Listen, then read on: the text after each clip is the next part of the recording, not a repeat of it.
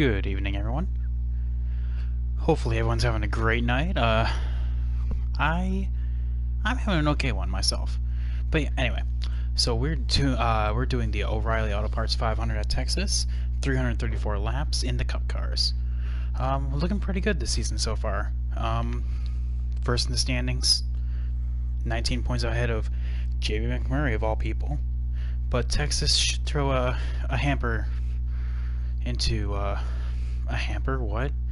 A spanner into the mix, because I am definitely not the best here. I mean, I'm not the worst, but I mean, definitely not the best either. So yeah, Texas, 334 laps. It's going to be a long one. Here are my pretty usual settings: quick qualify, single stage race. Yeah, pretty usual stuff. All right, yeah, let's just get right into it. And of course, for anyone that doesn't know, the championship mode races, I don't use custom setups, I use default. Kind of adds that extra layer of challenge to everything.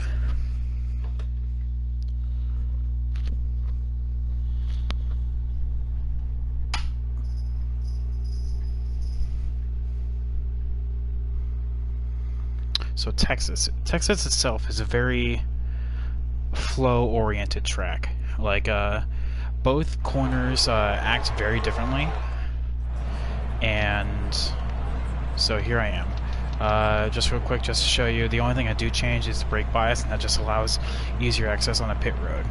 But that's just pretty usual stuff. So yeah, you'll see in my qualifying run that both corners are very unlike each other. So in the Xfinity cars, you can run 3 and 4 wide open. You can't really do that in the Cup cars just because you carry too much speed. If you're doing it in a custom setup, you can, but like we're not doing that tonight. And then 1 and 2, you kind of have to back off a lot more than you normally would in order to actually make the turn. But you can still carry a lot of speed through the corner. You can still do pretty good lap times, enough to really put yourself in competitiveness with the rest of the field. I myself was doing 29, like 2019, like in the teens, but like it was definitely not that good of a lap. I know I can definitely do better if I'm in a draft. If I'm in a draft, I can do 28s. So yeah, let's just go straight into qualifying and do my lap. Let's go. So qualifying is never going to be representative on what real life pace is going to be during the race, but it'll get a decent representation of who I will be racing against.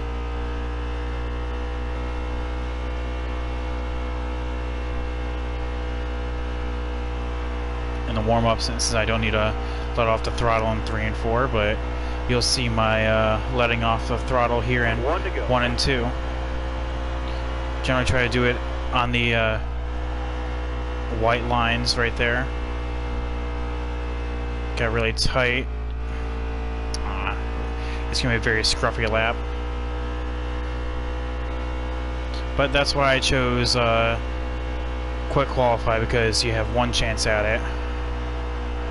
And I messed it up, so that's why we do these things. Alright, that's it. Yeah, 21st. Like I said, I was going like in 29 ones or 2s, so that would put me in the top 10. So we definitely have good pace. So yeah, I think that was Martin Truex Jr. on the pole. So yeah, let's just get right into it. Strap on in. Hope you guys have a snack, and let's go racing.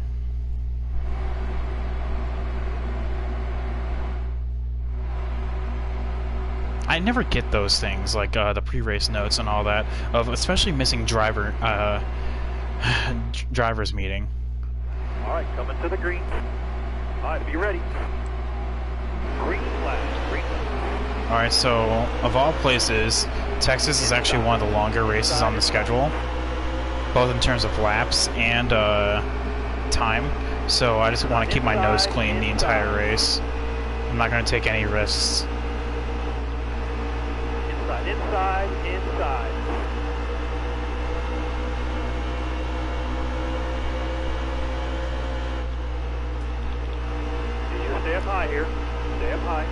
tight there, driver. Hold this line here. That car there is on your inside. Inside.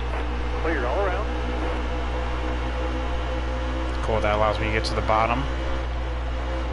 Still there. Kind of give Ryan Newman a little bump there. It's something that I definitely was not anticipating on doing. Clear all around. Definitely something I won't be able to get away with twice.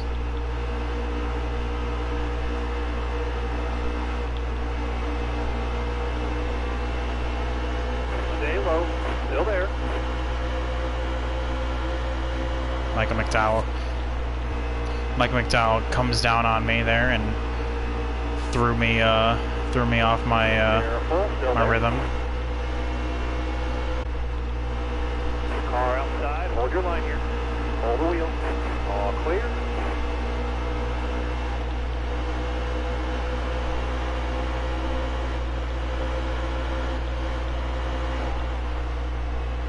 Still there.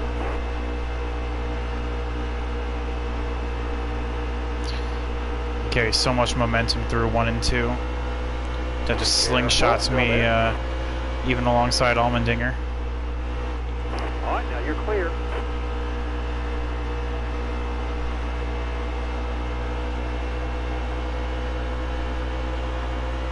Keep hitting your mark, man. You can get better.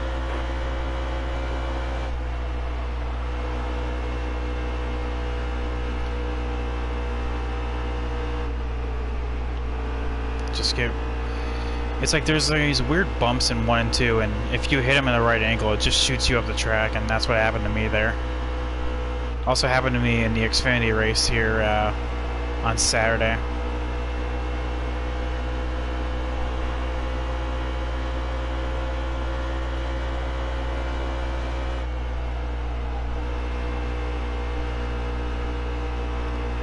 It's like you don't want to be too high in 1 and 2. You want to be painted across that white line. I just need to hit my marks. Stay low, stay low. Careful, still there. Keep it up. That was your best lap ever. Stay low. Careful, still there. Got a little squirrely there in the tri-oval. Well, that's fine. We can set him back up and do it again. We definitely have pace.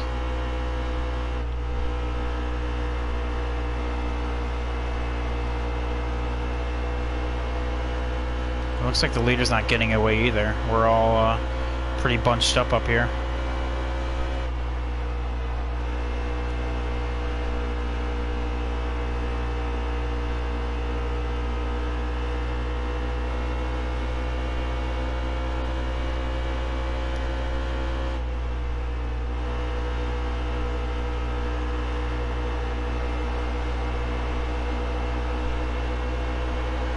Still there. Wow, that was your best lap ever. Hang tight there, driver. Hold this line here.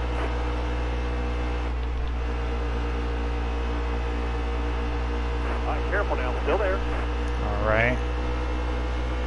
Taking a look at Jimmy. I can't do anything in this corner. Careful. Still there. Set him up for 1 and 2 though. Bottom right here. All right, careful now. Barring, of course, Bowman goes away.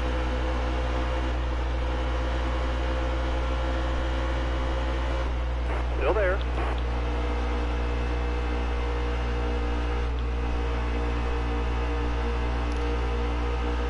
Stay low, stay low. Jimmy's blocking me pretty good, but I think we'll get to the inside here in 3 and 4, and that should be that. Track's all yours, bud. You're clear. Alright, and that's us up into 13th. So we're definitely not letting the leaders just pull away from us. We're still well within striking distance. But it looks like Truex has lost the lead, so I can't quite tell who took it over.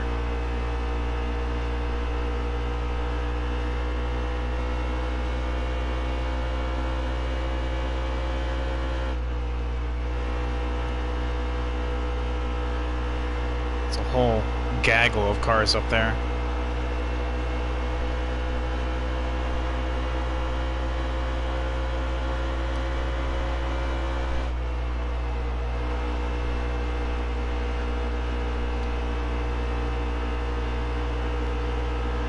yeah, all that momentum off of 2 there. Hang tight there, driver. Hold this line here. Top lane straight here. Use it if you need it. Top lane straight. Yeah, this car feels great, but with Texas being what it is, I know the more laps get put on these tires, it'll just degrade and degrade.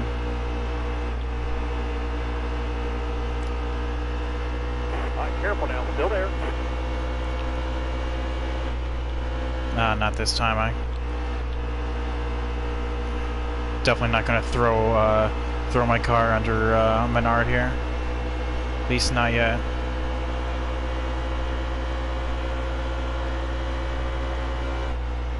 Stay high, stay high. Still there. Slow Stay in, low. fast out. Still there. Should get 11th place here. Careful. Still there. Draw clear up top. Who's this? Oh, that's Kurt. Okay.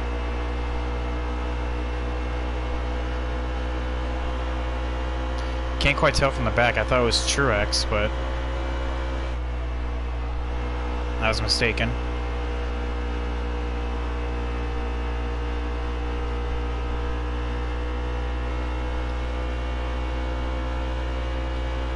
After that is Harvick.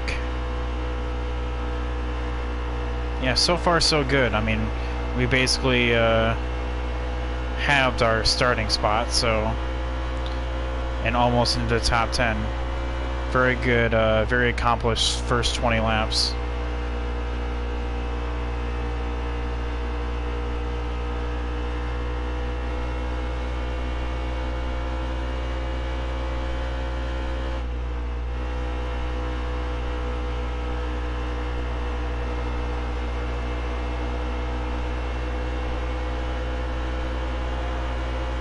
Keep it up. That was your best lap ever.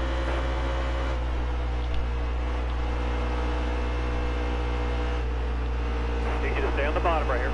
Careful. Still there.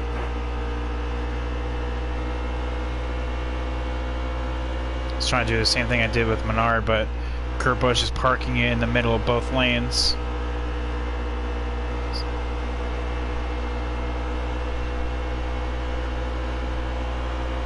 Still there. There we go.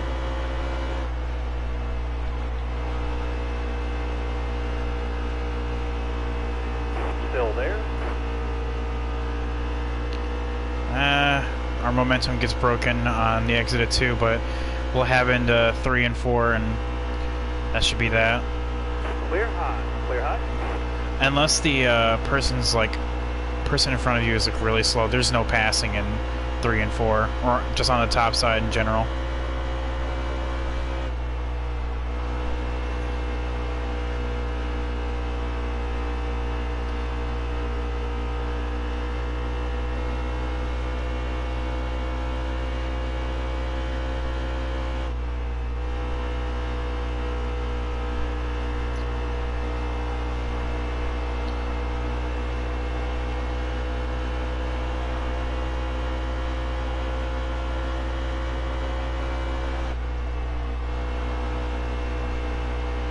That's weird that I just ran a 29.184 because in practice, right before I started the stream, that's like the fastest lap that I was running out of like the 10 laps that I ran. I did that lap twice in a row because when I backed out and it showed you like the top 5, it shows you that top 5 or top 10 best laps the entire session.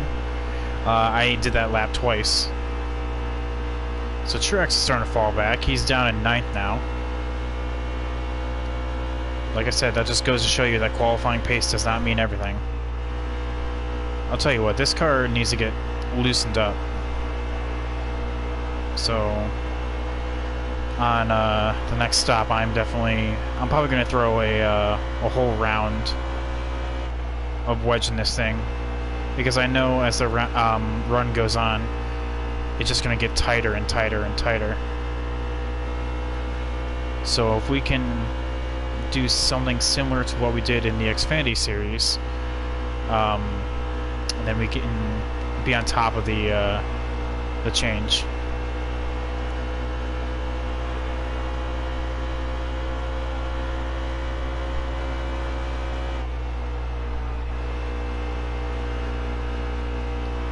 But yeah, we're just absolutely gapping Kurt Busch now, so like I said, we have good pace now, but I know we can make it even better.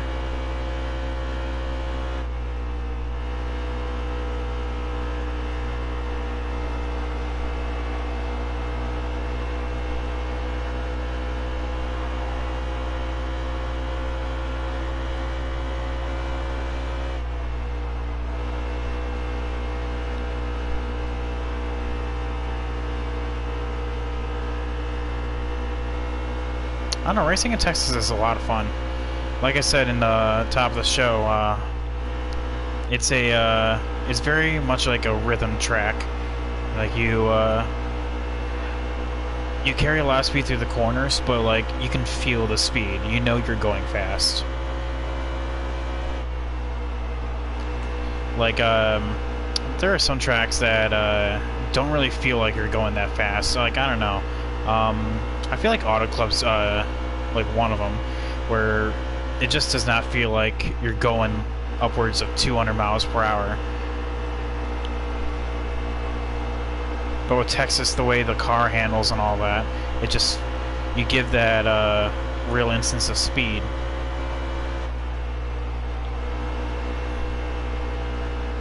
Careful, still there.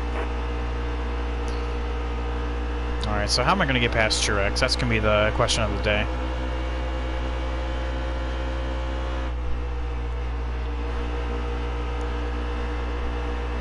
Because we've established that the bottom lane is the passing lane.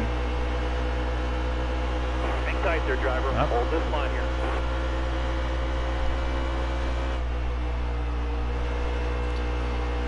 Top Guess lane do it like straight. that. Use it if you need it. Top lane straight. Alright, on to Eric Jones.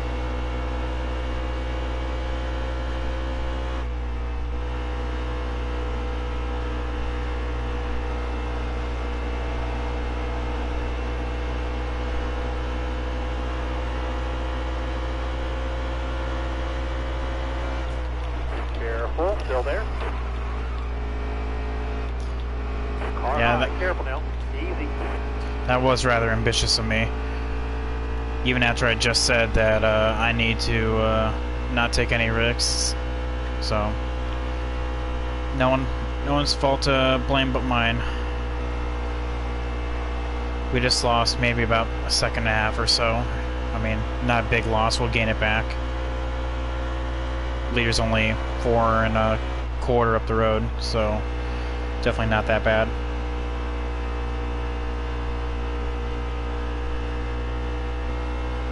I had a run and thought I could dive it down there, but I guess not. We'll get back to him though.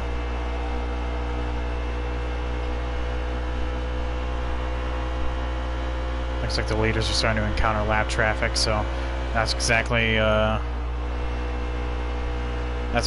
another point I wanted to hit up on. Is lap traffic is definitely going to cause a factor. AI just do not know how to pass around the outside efficiently. They can if provided the opportunity, but they just will not do it in a well-organized nor well-timed manner.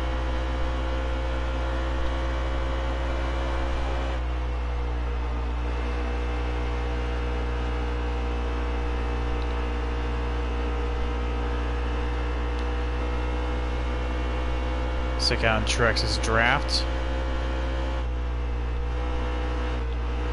Set up for the same move in the triangle.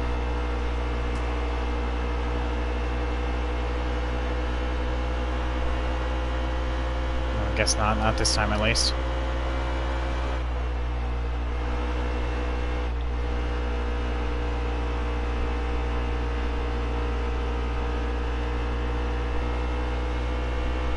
See, look at Eric Jones up here, being held up by David Gilliland. Yes, he's going around the outside, but he's losing a lot of time to him. So I'm going to try to use Gillen as a pick. Careful now, still there.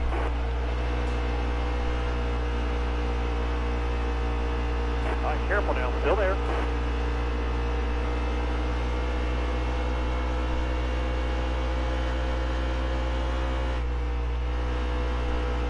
Hang tight there, driver. Hold this There we line go. here. All right, now you're clear. Executed somewhat flawlessly. Truex tried to go around the outside as I was up there and smacked me up the track a little bit, but didn't lose me that much time. Alright, so we're about halfway through this run. Pitting in about another 24 laps or so.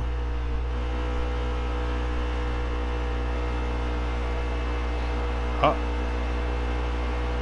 That's not good.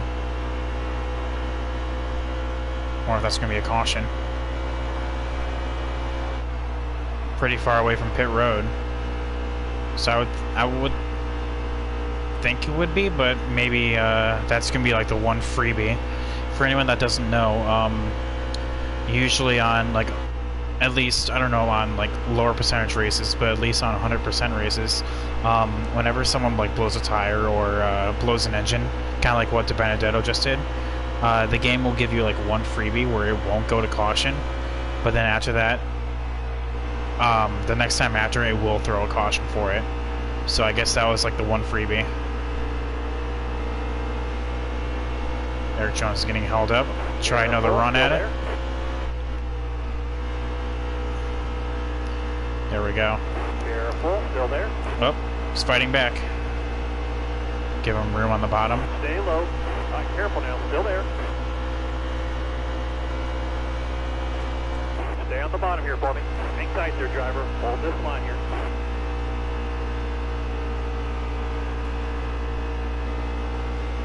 Still there. Well, I'll have to give him credit. He is fighting.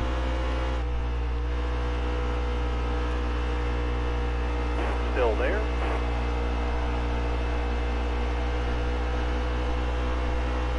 I definitely want to clear him before these lap traffic.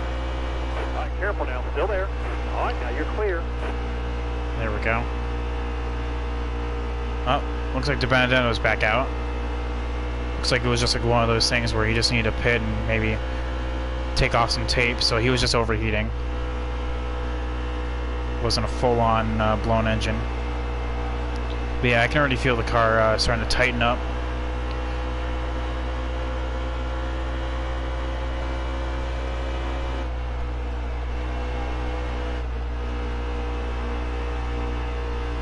Definitely don't want to loosen it up that much, so still there. Bottom lane's clear. That's why I'll probably only do like a round or so. Kyle Larson had enough, and DJ Kennington just threw it down the inside. Still there. But that takes me right up to him. All right, now you're clear.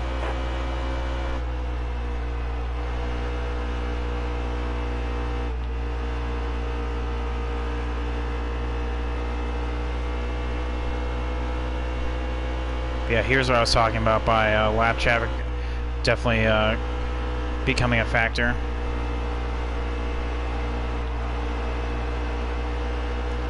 Stay low.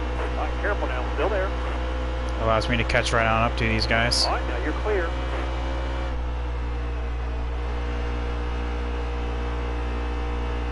Is that Ross or is that Reed Sorensen? I can never tell from the back.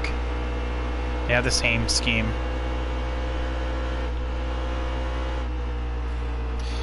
Man, Larson is just aggressive. Hang tight there, driver. Hold just throwing it down the inside like that. Clear all around. Okay, so that was Reed.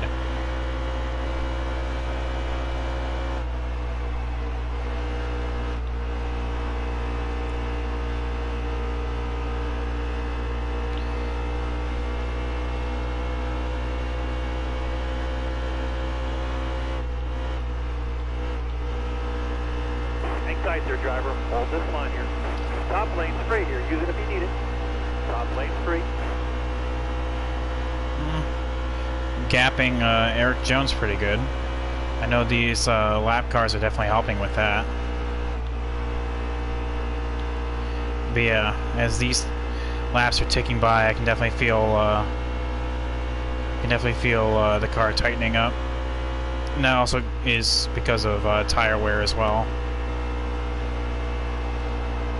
Yeah, like 45 on the outsides. Ooh. But I know loosening it up will help it in the long run, so definitely doing that.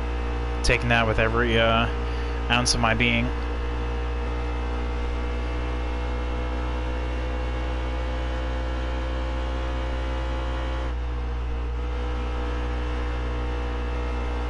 Oh, blown tire. Cutting up the track. Caution's out. Wave them off behind you. I wanted to get as low as possible because I knew that was gonna mess someone up. Alright, so first caution. I mean, we were about to pit in 15 laps or so anyway, so might as well come on down and take advantage of this caution. Sure, we'll go back to 29th, but we'll make it back up, and because we have a fast car, we can drive past the rest of these cars pitting. So 48. I'll go down to 48. 47 and a half, and then call it square. That may be a little too loose in the beginning, but it will tighten up as the run goes on. Alright, coming to the green. Be ready. Green flag, green flag. Got one outside now.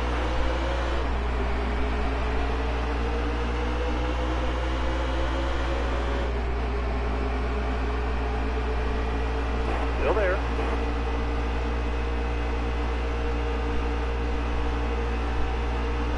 Careful, still there. Can definitely feel a difference already. Careful, still there. He doesn't want to climb the hill as nearly as much on corner exit. Top lane free, you're using it if you need it. Top lane free.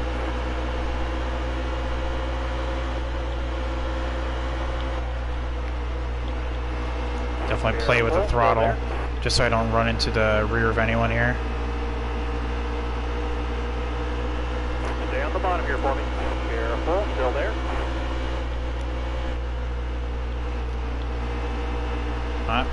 Clint Boyer opened the door there because he got held up on Still McDowell. Hopefully I can take advantage. Hang tight there, driver. Hold this line here.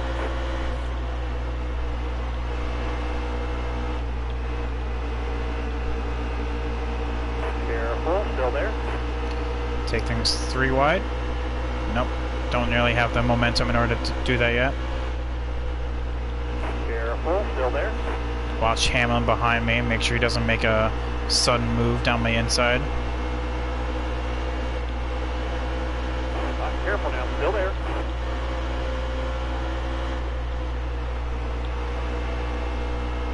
Donald clears Bowman, I'm trying to do the same.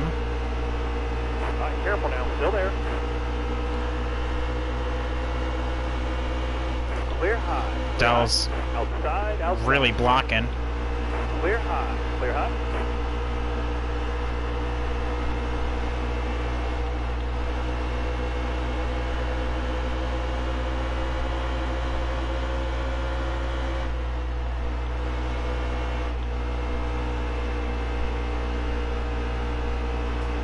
Careful, still there. We're going to try the outside, see if we can do anything here. Hold a good wheel here, don't move. Stay high. Careful, still there. Still there. Give him plenty of room though. Careful, still there. Someone knocked the commitment cone all the way up the track there in the tri-oval. I don't know if anyone else saw that. I think you can definitely go looser. Inside.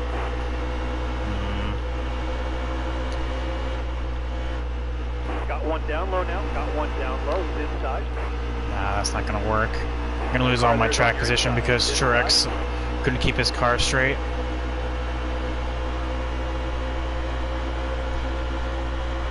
Still there. car there is on your inside. Is inside? Don't try this at home. Hold the steady wheel, hold the wheel. Bottom lane's clear. Use it if you need it. Ooh, that worked out. You're clear. Had to dive it in there a little deep just to clear Boyer on the bottom. I knew McDonald would clear. I would clear him myself.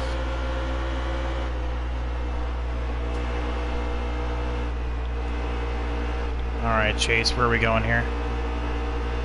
Careful, still there. Well, if you're gonna, okay, no, you're not gonna make a move. Stay low, stay low. Hang tight there, driver. Hold this line here. All right, now you're clear. Oh, that's another blown tire. Caution. That's a caution. Who was that, Keselowski? Come on. I mean, that's just gonna be cosmetic stuff, but like, now I need to look at that for the remainder of this run. I mean, it's not gonna impact my performance at all. Okay, well that sucks that I'm not... Okay, no, I am gonna start on the inside because Brad is pitting. Alright, alright. Anyone back here pitting? Byron and Menard. I know they were ones that didn't do that the first time around, so they're starting to rejoin this strategy. Got what, 20 laps into that run? No, it was like not even 12. Alright. Drive safe and be smart. Keep your head on straight. Alright, be ready. Green flag, green flag. Car high, careful now. Easy. Yeah, it says I have damage on, or it looks like I do, on my hood, but I really don't. Hang tight there, driver. It's just cosmetic because it happened under caution. It's not going to impact my performance at all. Still there. And it'll buff out when I repair damage on the pit lane.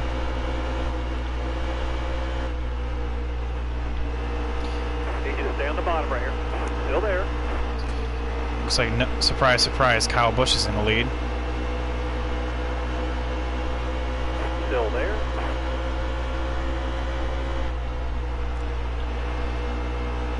Stay low, stay low. Still there.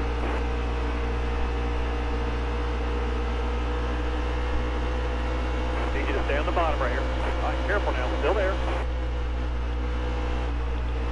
Still there. Clear. Alright, we're up into a race high 6th right now, so that's good. So as low as 20th, as high as 6th. So far, all over the place, and not even 100 laps in. Not even a third into this race. Yeah, this thing can definitely go looser. Still there. Alright, clear outside. Take a 2 for 1 right there. They're busy fighting each other. That'll open the door for me.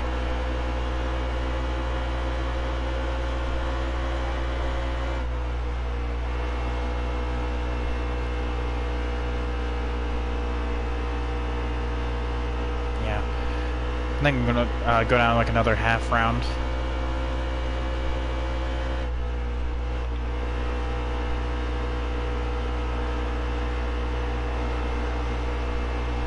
Careful, still there. Couldn't maintain the momentum there. Lap's the best. Careful, still there. Looks like Kyle Larson got a piece of that accident. Leader is pitting this time. Oh, here they go.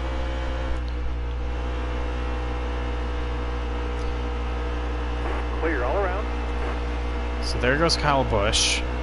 I know you can take like a lap and a half off of each car in a pit road cycle. So he'll go a lap and a half down, but I wonder if his pace will ultimately equal out to mine as we go through these laps, because this is a long race, so a lot of things can be done. That's a pretty tore up car there, and that's us into the lead.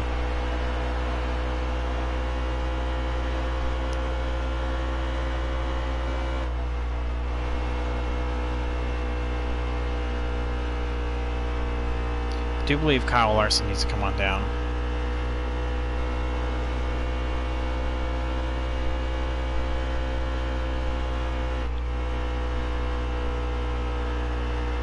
Yep, there he goes.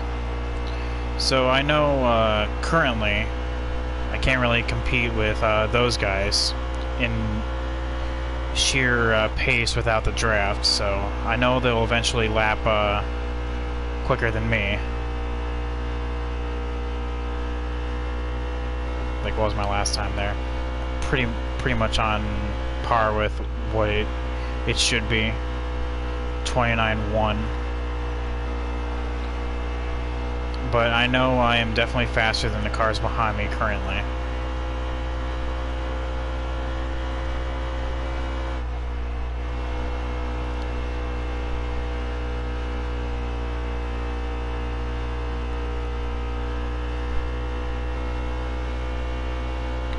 So we can use that to our advantage.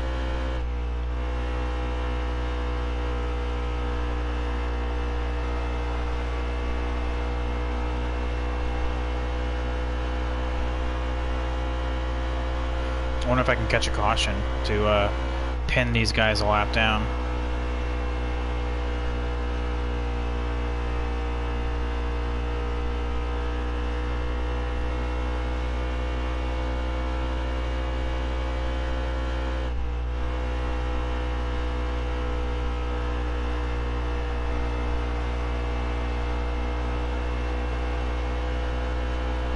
I don't know, it's definitely going to be interesting if this thing stays green for a while in order for me to take a green flag stop. That should just about even things out. It would kind of suck though if there was a caution flag in between when I stop and when those like 4 that don't. That can actually stay out for like 10 laps longer because like Brad Keselowski blew a tire there. Oh yeah. Like I said, we have good pace. Definitely showing it with Eric Almirola. Matter of a couple laps, put 2 seconds between us.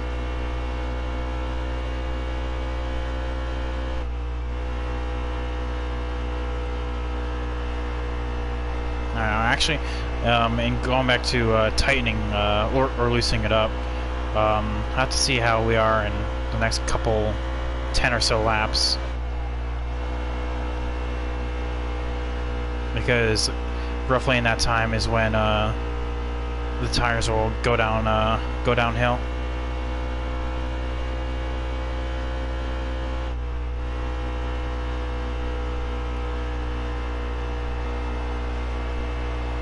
Also can't wait to buff out that damage in the front. Like I said, it's not giving me, like, it still says I'm at 100%. I mean, any damage taken under caution doesn't impact anything. It's all cosmetic, but I hate looking at it. Like it's staring me right in the face, mocking me. Judging my life choices. Smoky Mountain.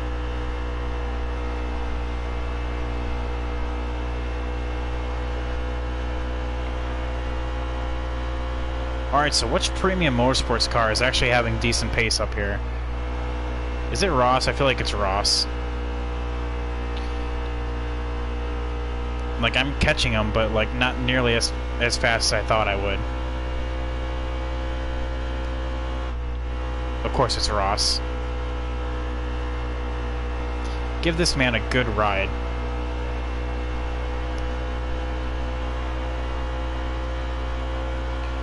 Just coming out fresh out of the pits and nearly lapping as fast as I am.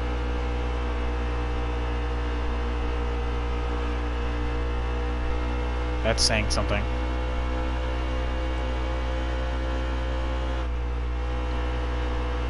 We'll set him up for the tri-oval though. Need you to stay on the bottom right here. Still there.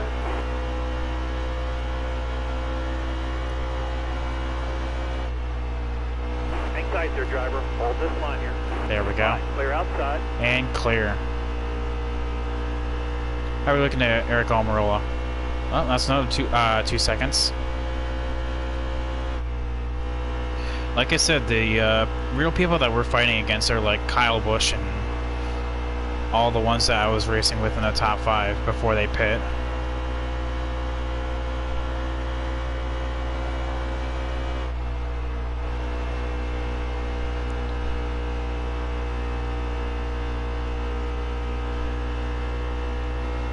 So far the car feels good, so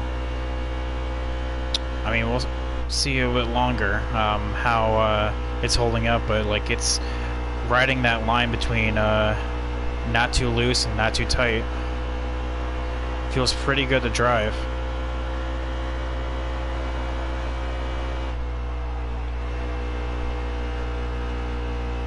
I'm sure it'd even feel better if I was racing a custom setup, but we don't do this here.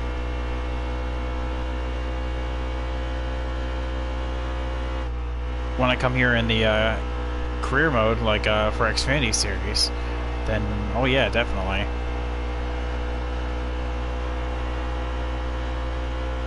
I know I come back here in the fall. I know next race, which should be tomorrow night, will be New Hampshire for the Xfinity Series as we continue on in our 5-race what was it, fictitious 5, where the win just doesn't exist.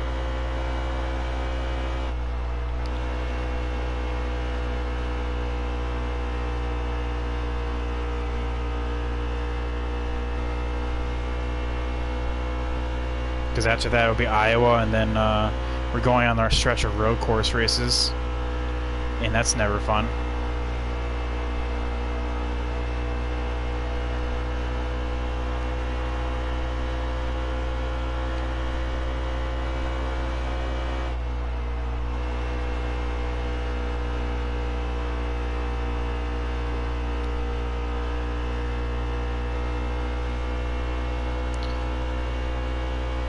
Keselowski is showing to have some good pace. He's only 10.5 seconds back. He's actually one of the people I need to pay attention to, because he's going to be pitting like 10 or so laps after I do.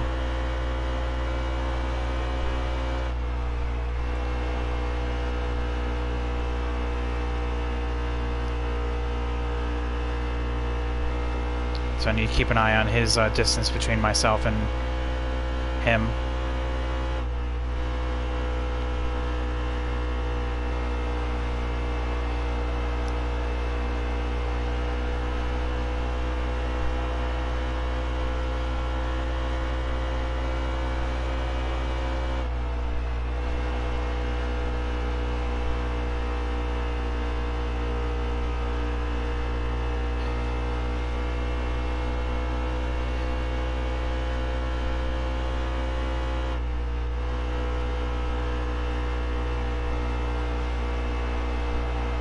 As we approach, where I think actually we'll pass it now, 1/4 of the way through this race. How's everyone's day going so far? Or night, really, because we're now into Tuesday. Hopefully everyone's having a good time, having a good race, and enjoying the race, I should say.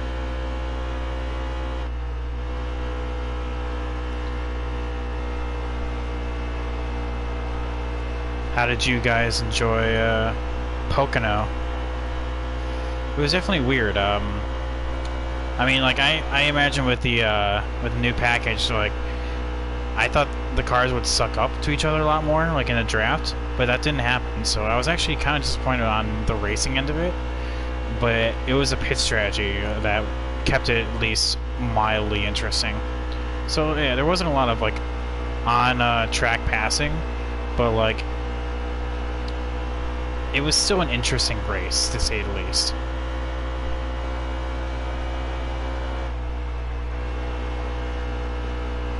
Alright, so it looks like we have Kurt Busch and Chase Elliott trying to get by David Gilliland.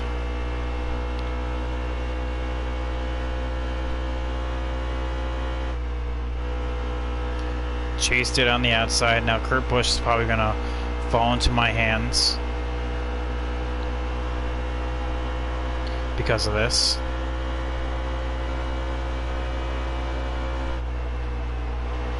Like I said, they just do not know how to go around the outside.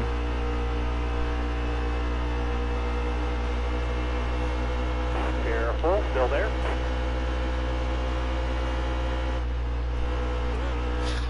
You got all the room you need. You're clear. I hate it when they do that.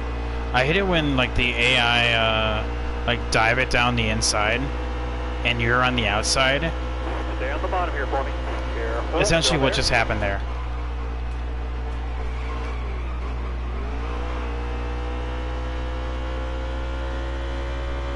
Okay, David Gilliland, I see you. Gonna make my life hell today.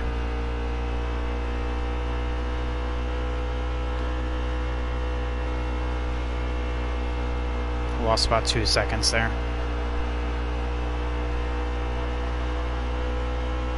Oh, no big deal. We'll get back out to him.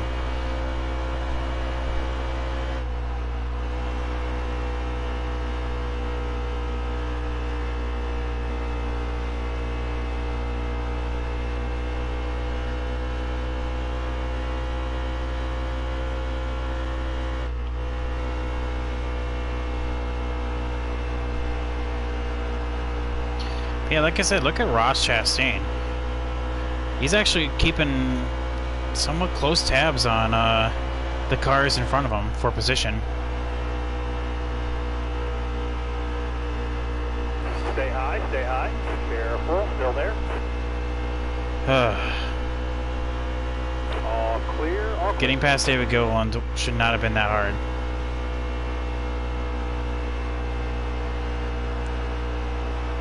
Let's see if Ross can do that. About nearly as fast as I could.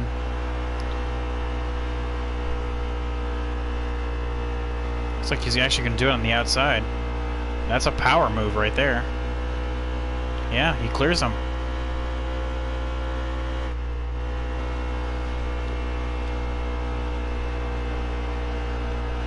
So Eric Almirola, like I said, 8.25 back, and Brad Keselowski's right there too, so that's a little worrying, but I mean, nothing can be done about it now other than just hit our marks.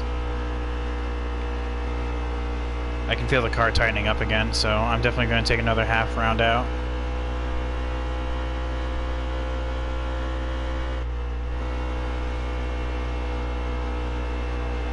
Still really feels really good through 3 and 4. It's just 1 and 2. Maybe I just have to take a different line.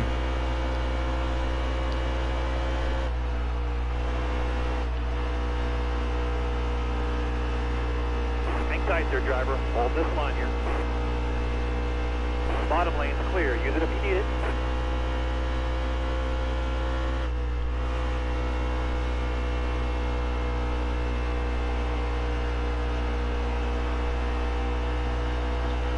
Let's see what this time around. 29.4. It could definitely be a lot better. I think that's just because I went around the outside there, so I think this lap will be like the true test on what my pace is as we get into this late run.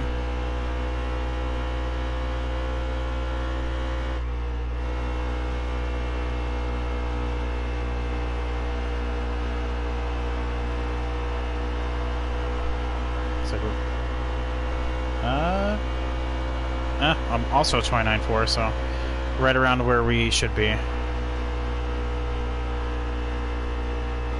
Definitely thinking about arcing it into the corner a little more than what I am. I feel like I'm taking it too low. As I come up on Corey LaJoie to lap him for probably like the second time on track. Hold your line, stay up high, stay high, careful, still there. Give him plenty of room in the tri-oval. Alright, now clear low.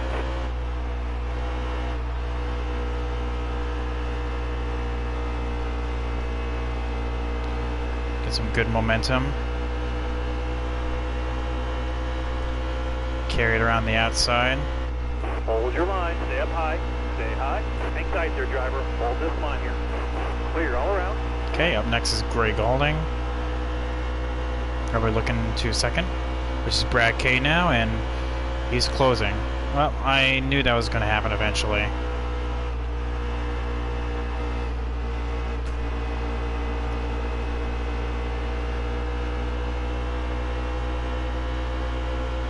So it's not like that was like earth-shattering news. Hang tight there, driver. Hold this line here. Definitely not the best line through 3 and 4 I wanted to take. Still there. But it'll have to do. Clear all around.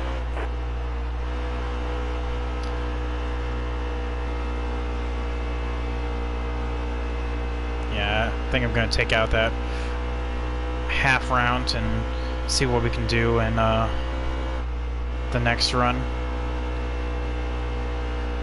Pitting about 10 laps.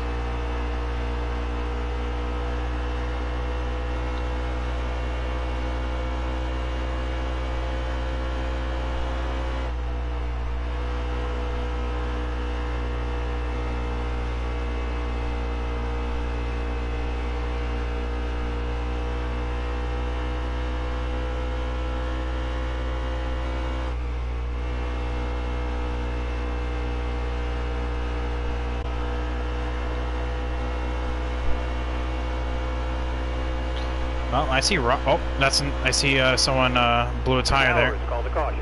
And there we go. That's our caution that we needed. All right, so Kyle Busch will get his lap back, and he's in 17th. That's interesting to know. We're definitely coming on down. So yeah, we're going to take this other half round out. So we'll start back in P16, but everyone here will need to pit in the next 10 laps, and then Keselowski here in about 20. Keselowski, William Byron, I think Paul Menard are in that group of pitting here in 20 laps. So yeah, that's definitely something I was looking for.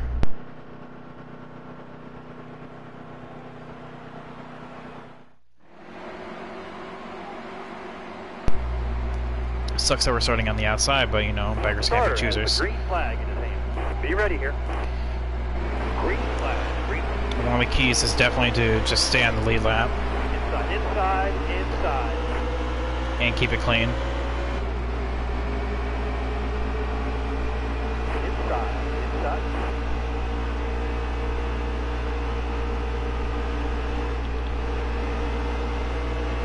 You need to stay up high here.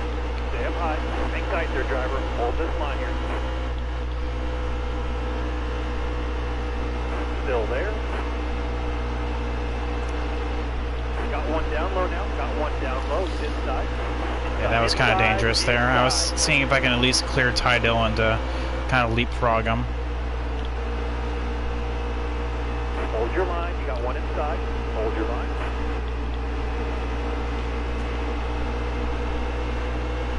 But right now we're just trapped on the outside lane. Careful. Still there.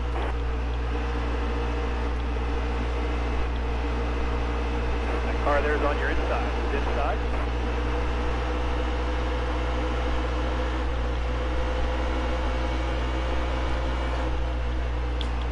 Hold your line. You got one inside.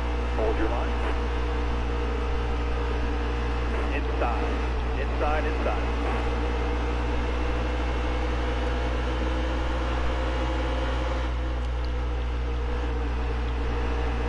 Hold your line for me. Hold your line. That car there's on your inside. It's inside. Top lane free here. Use it if you need it. Top lane free. There we go. Finally. Stay low. Hang tight there, driver. Hold this Yeah, line. you just get freight trained down there. Stay low. All right, careful now. Still there.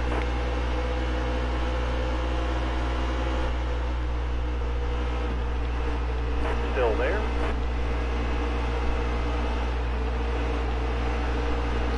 One hot second. Alright. Stay low. All right, careful now. Still there. Alright, Chase, what are we doing here?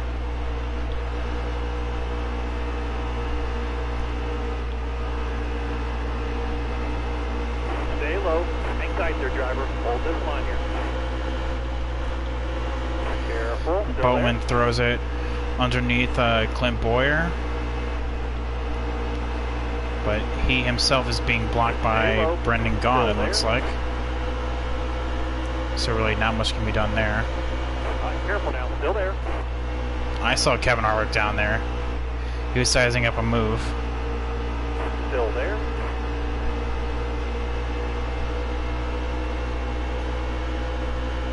Stay on the bottom here for me. Hang tight there, driver. Hold this line here. Track's all yours, bud. You're clear. Awesome. Keselowski is gone. Careful, still there. Alright, now you're clear. I see him all the way up there. But he's checked out from the rest of the field. He's just now entering turn 3. Stay low, still there. Just take our time. We'll get up there eventually.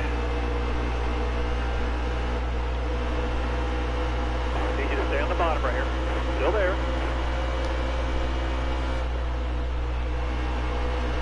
Take advantage of people taking themselves up the track. Clear all around.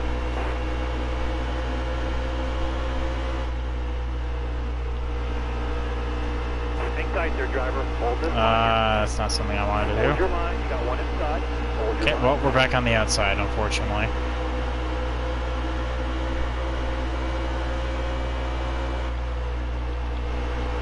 Still there.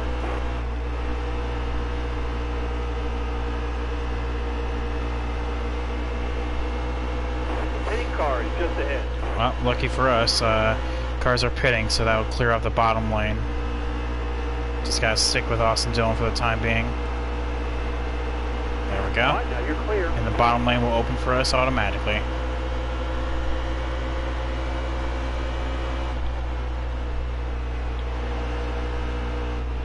Careful, still there.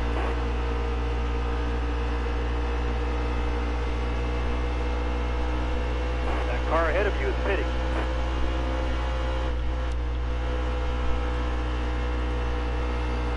Clear high, clear high. All right.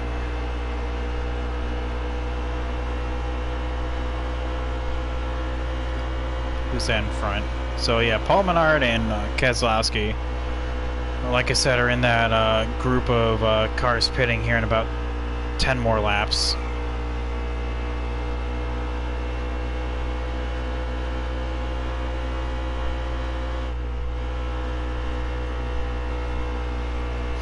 So that's... I know we can pass Paul Menard on pure strength, but Brad K, wow. Yeah, he stretched this thing out to 5 seconds. He's going to be hard to catch.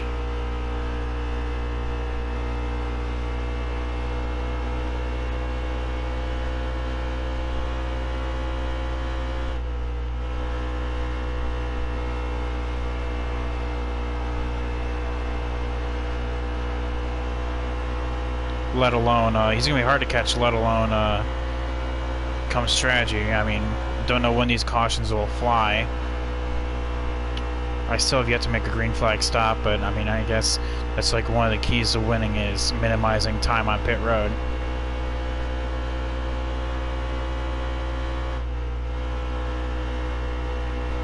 If I can avoid a green flag stop, I'll take it.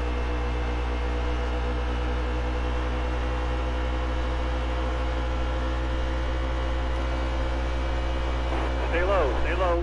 Hang tight there, driver. Hold this line here. Clear Definitely all was around. not thinking I was gonna pass Paul Menard there, but hey, when life gives you lemons.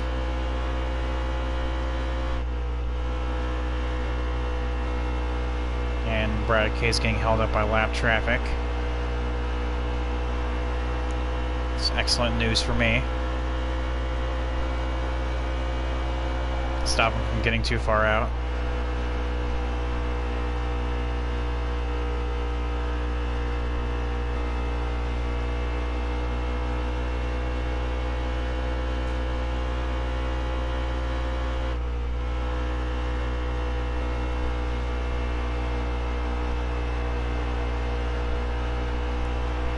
Alright, but right now we just gotta click off some good laps.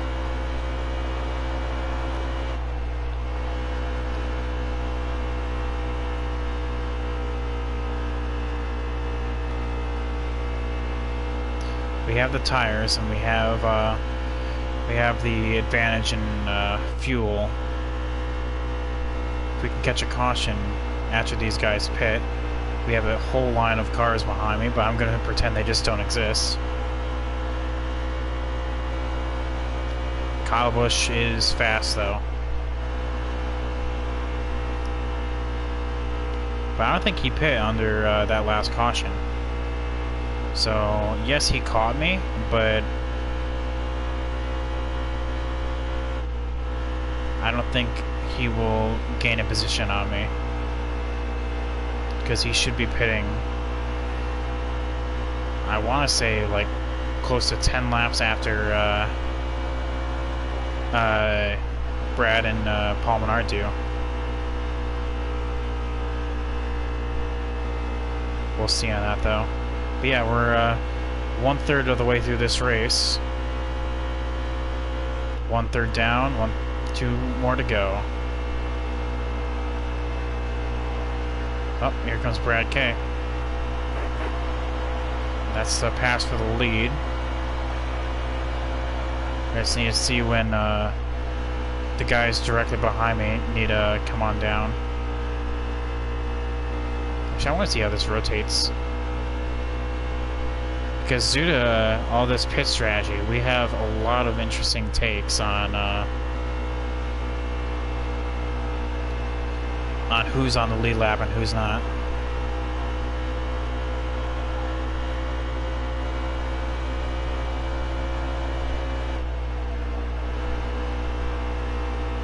I know eventually it'll just even out in the end, but right now it's just weird to look at. Careful now, still there. Don't try that at home. Still there. You got all the room you need, man. You're clear.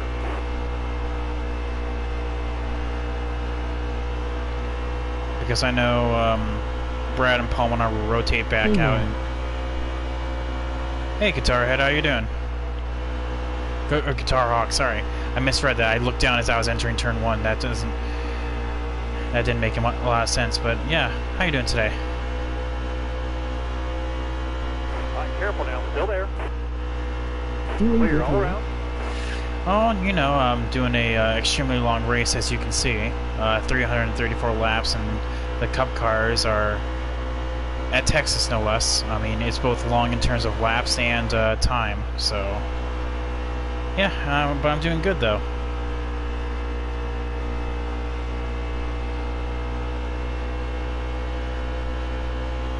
You know, open this up and... Yeah, Brad K is definitely... Not Brad.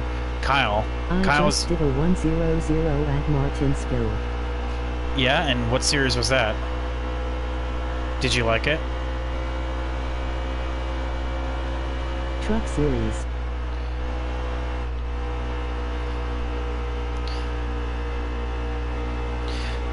I don't know if you were there for my truck series races, but at Martinsville.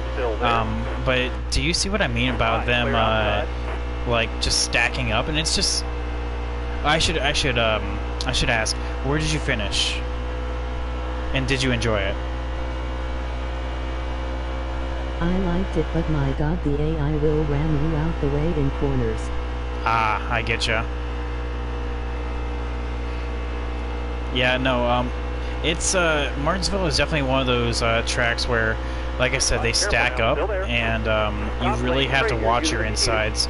Like here, in Texas right now, when I'm in a pack, like on the restart, I have to watch my insides, because... I finished first. Alright, good. Yeah, see, I like, Martinsville and trucks, because honestly, it's, like, damn near impossible to not finish first, because they just cannot pass. They do not know how to pass each other, like, at all. They just stack up and they just form one big line. But yeah, you really have to watch yourself going to the corners, because they will take advantage of any opportunity that you give them. I got Dover next. Love Dover. Oh, is this a career mode race?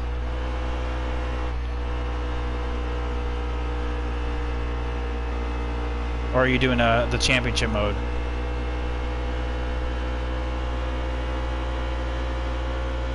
Yeah. Okay. Still there. Yeah, no, I love Dover as well. Like it's like one. It's a fun track. Like there are very few tracks on this game that I actually just do not enjoy. Like I want to say New Hampshire is like one of them. That is just not fun to race at. But even like my worst tracks like Gateway and Iowa, and I can say like Martinsville and Dover, are just so much fun to race at. Now you're clear. Dover, like, you can feel like the sense of speed, and that's what I was saying here in Texas, is that like there are a few tracks on this game that you just do not feel like you're actually going that fast, and Dover is one of them where you actually feel like you're going like 150 into the corners. It's really fun. So it looks like the AI made their stops, so Eric Jones and all these guys will eventually rotate to the back, and Brad K and all of them will come back up. I can't stand New Hampshire. Oh, neither can I. Like, New Hampshire is just my least favorite track, like, period. In both in terms of like track design, racing, and oh, it's just awful.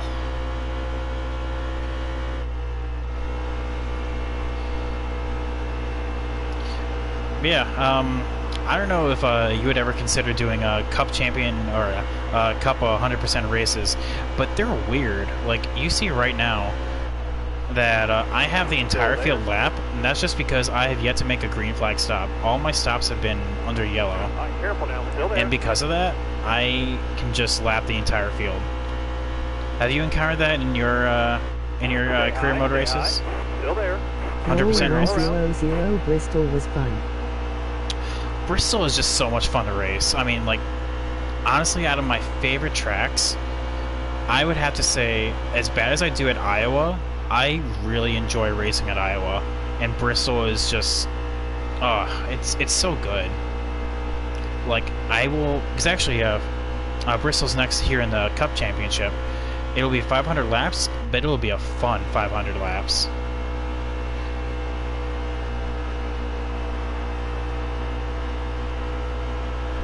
I also hate Richmond. I really do not like Richmond, but that's just me. I know some people really like it.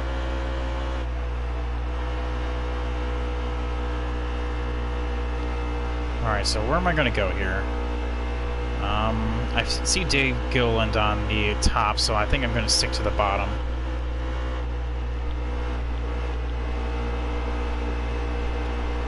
Stay low, stay low. Careful now, still there.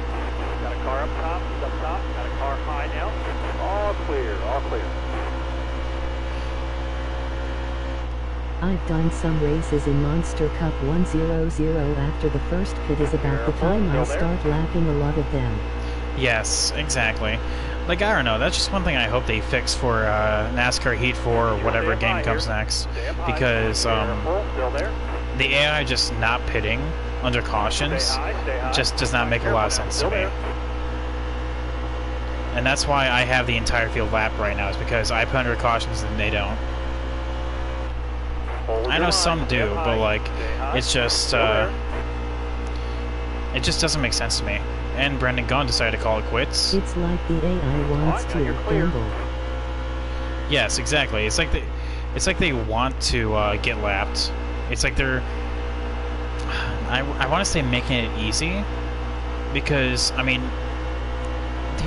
one of the entire reasons why I don't do stages is because when I was doing like a old championship race or season with stages, in Cup at least, you could go you would have to pit. I play this on hard, but it's really easy. Yes, exactly.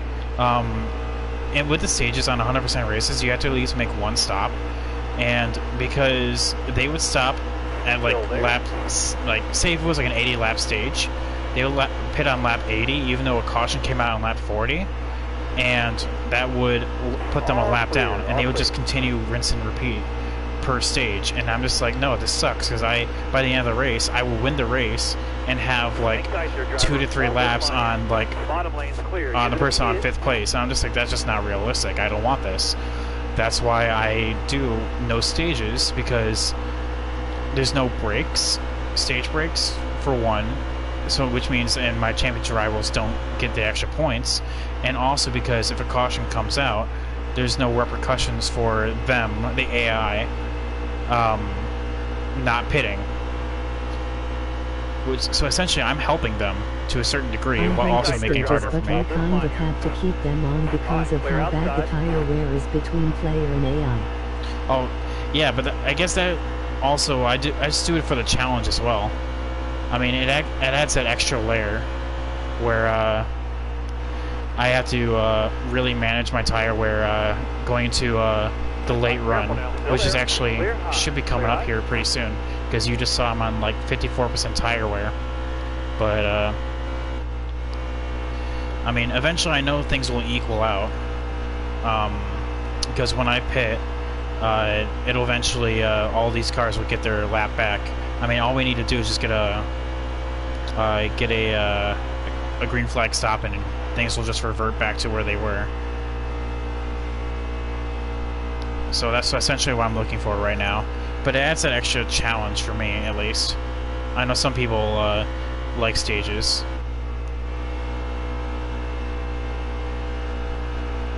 But like I said, it's like I'm helping them out, the AI, in order to make it harder on me. And also a lot more entertaining for you guys. Because no one likes to see a driver just constantly win. I mean, hell. That's why I'm... It was weird with truck at Martinsville. The tires seemed amazing for a truck.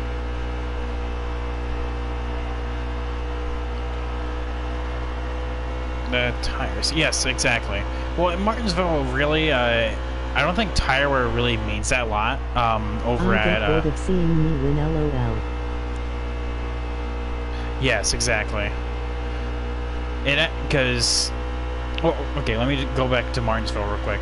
So, Martinsville, I don't think tire wear means a whole lot, because since the AI is so badly programmed,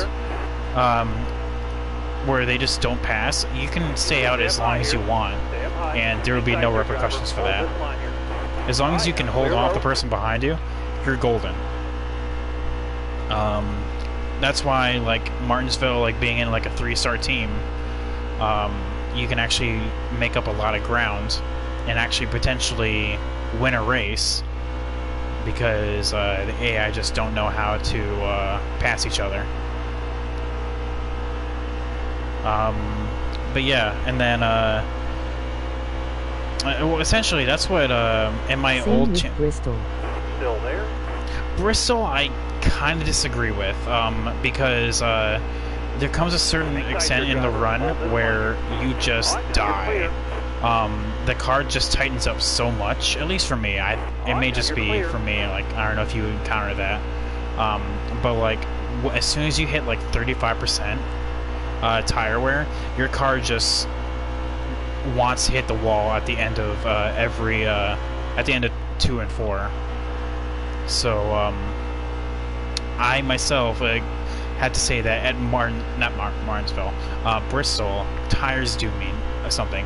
Richmond, they mean everything. I mean, like... You mean how the tires wear and it forces you to run the high side? Yes, that's what I mean. But by running the high side, at Bristol means the cars below you will pass you and potentially put you into the wall, because they just throw themselves into the corners. So, yeah. So I would argue that tires mean something at Bristol. Not to mention, I mean, if you make a green flag stop, you're instantly going 3 laps down. So, I mean, minimize the time on pit road.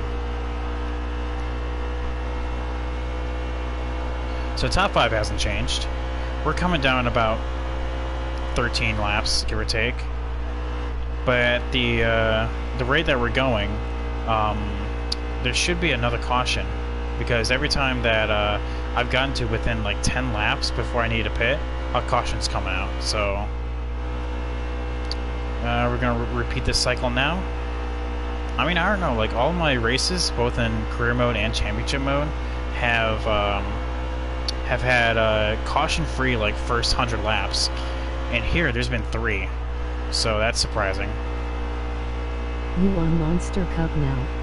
Yes, technically this is something that I do every Saturday, but I have been like busy and going through things personally, so well, just a lot of different things, like my place is getting remodeled, stuff like that. So really stuff that has kept me from streaming. So on last Saturday I raced the Xfinity Championship mode, which usually is held on Fridays. Friday I kind of just took the night off, and Cup Championship mode is usually what I race on Saturdays, and so I am doing that tonight. Should be back to my regular schedule tomorrow. But yeah, I do Cup Championship every Saturday. So far, going into the 6th race of the season, I have 2 wins, and I I'm hope the to God point Danica leader. was only part of the NBC team for the Indy 500. She was not good. Like, hell, I enjoyed Junior and Rutledge Wood a lot more than I enjoyed her. I hope she doesn't become a permanent thing either.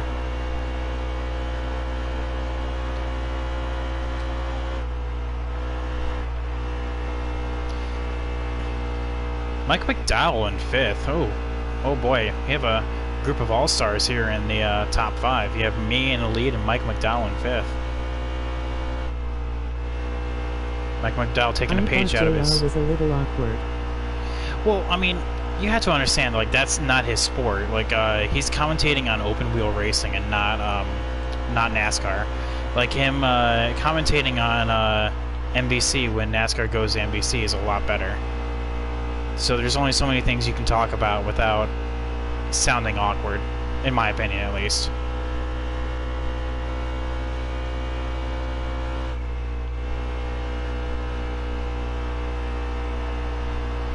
Now, I know that a lot of the NBC crew are at IndyCar before they come over to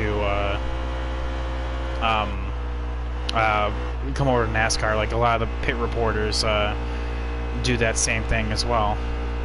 By the way, my tires are starting to die. I don't know if you can hear it, but I'm starting to play with the throttle a lot more in the corners. Yeah, 36%. Can't wait to get off these. Slap on a new set of stickers.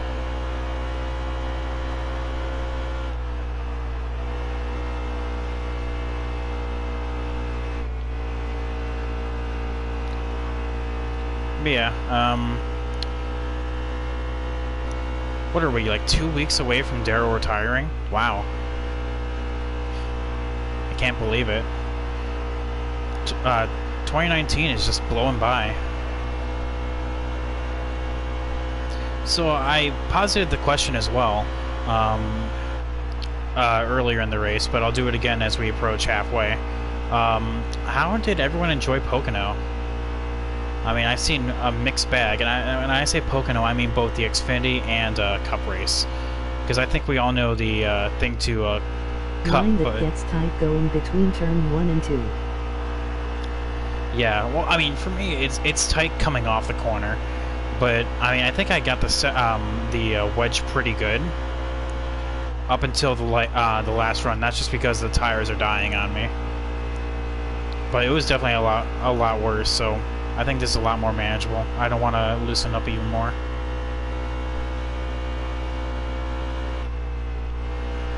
Caution. Well, see, there's that caution I was talking about. Literally not even 5 laps. It would have been like 3 before I would have to a pit, and that just laps the entire field. It was a snooze fest, to be honest. Only saw part of the Cup. I love Pocono, but I missed it, and then saw Kyle Busch won and got happy I missed it. I mean, I should definitely pit, so I'm not just avoiding that. But yeah, that sucks with these cautions. It's literally lapping the entire field, and basically giving me the win. Oh, Corey, welcome to the race, and personnel. Person I. Coming to the green. All right, be ready. All right, driver. Dig. Go. Glad you guys could stop on by. Hope you guys are enjoying the race. But yeah, Pocono was definitely a mixed bag for me. Like, I definitely enjoy. Stay low. I'm doing good. Thanks for asking. Going through this long ass race and talking to you guys definitely makes up for it. So, yeah. Can't wait for the Roval. For the Roval, I mean, honestly, I think Roval is definitely one of the most anticipated races as we come on to the latter part of the season. Stay low. All right, careful now. Still there. Need you to stay on the bottom right here. Careful. Still there. So, it looks like guys took the wave around. Come on, Logano. That car there is on your inside. He's inside. Inside. Well, here I am getting stuck on the outside, so getting freight trained right now, but inside. after Austin Dome, we should get back down below. But yeah, going back to what I said about Pocono, I mean, like, on-track action was basically non-existent, but I do enjoy the pit strategy that was involved with it. So, how do you think the cars will handle road courses this year? Oh, pretty much the same. I don't think that it will impact anything apart from corner speed. It's I mean, if it showed anything with like short tracks and all that, I mean, it doesn't do anything. Higher downforce will increase corner speed, but I mean, that's about it. Because the tracks aren't blah blah blah. The package is not set up for road courses. It's really set up for 1.5 miles and larger tracks. You'll get more draft on the streets, but that's about it. Careful now, still there.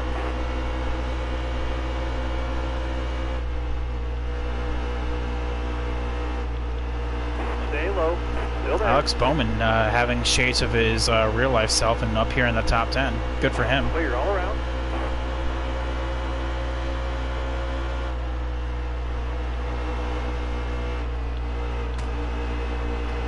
Give a little bump and give him the encouragement to get on by. Hey, Porcenai, thank you so much for the follow. Careful, still there. Yeah, really appreciate it, man. Thanks for stopping by. Like I said, hopefully you're enjoying the race. On the bottom here for me. But yeah, let's get back to Pocono. Still there. I actually love the Xfinity race. All right, I mean, clear. I don't know. I personally don't like how they're calling Cole Custer, Christopher Bell, and Tyler Reddick the big three, because, you know, I just don't like that to begin with. But yeah,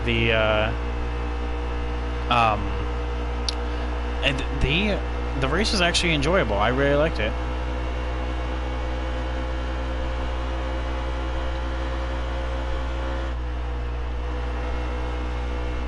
Especially the last lap. I mean, the last lap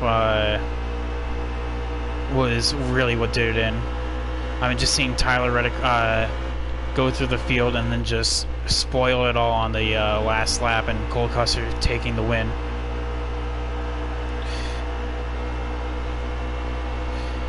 That's what dreams are made of, right? Halfway, boys. To be honest, I've liked all of the Xfinity races more than Monster. I think that's just been a constant thing, though. Ever since last year. That's just me personally saying that.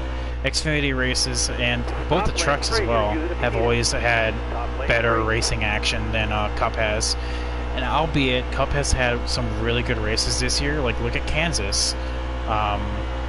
Kansas, for example, was definitely going to be one of those things, and that's only going to be improved on as we move on to the other 1.5 miles. Look at Charlotte for the Coke 600.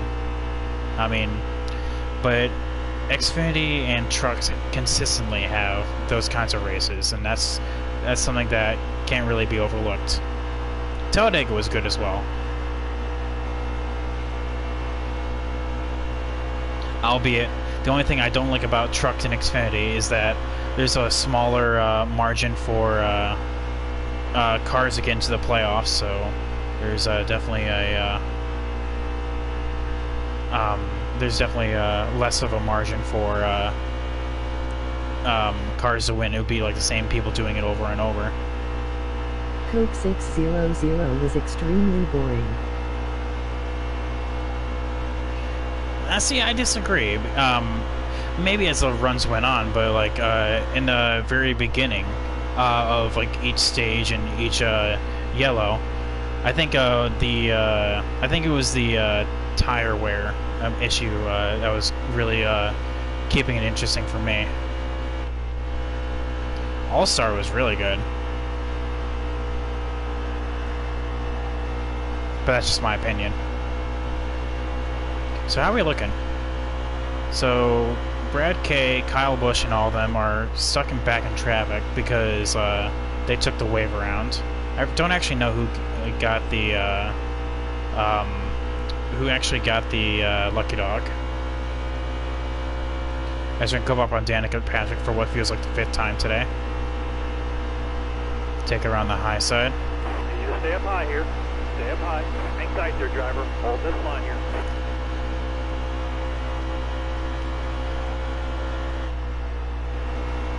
Hang tight there, driver. And clear. Hold this line here. All right, now you're clear.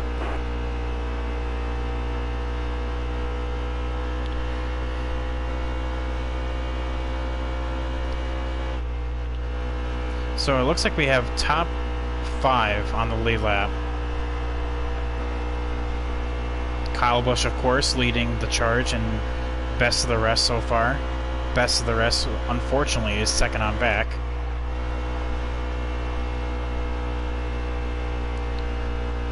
I don't know, Texas is weird like that.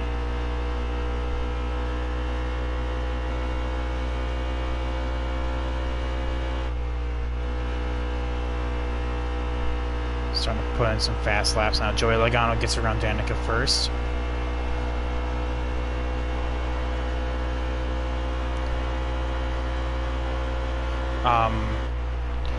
Give me 1 hot second.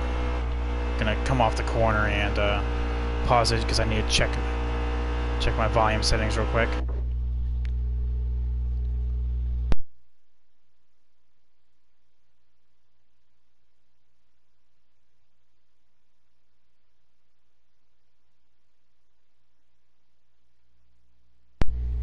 Alright, sorry about that.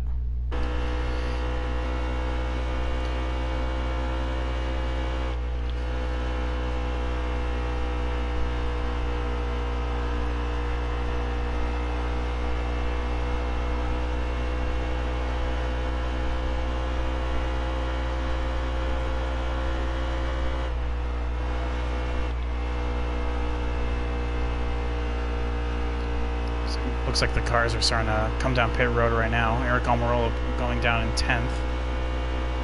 And 10th, 30th. What?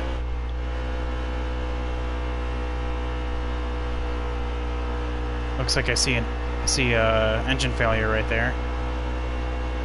Looks like I think that was DJ Kennington. So really, not anyone that's going to matter.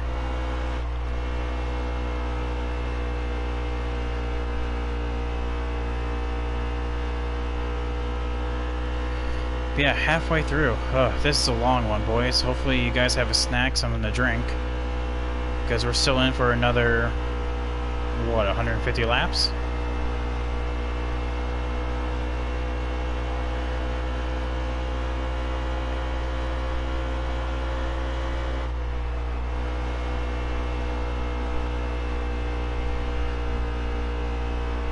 Bubba coming off of pit road right now. That was just me not paying attention. I was looking at chat.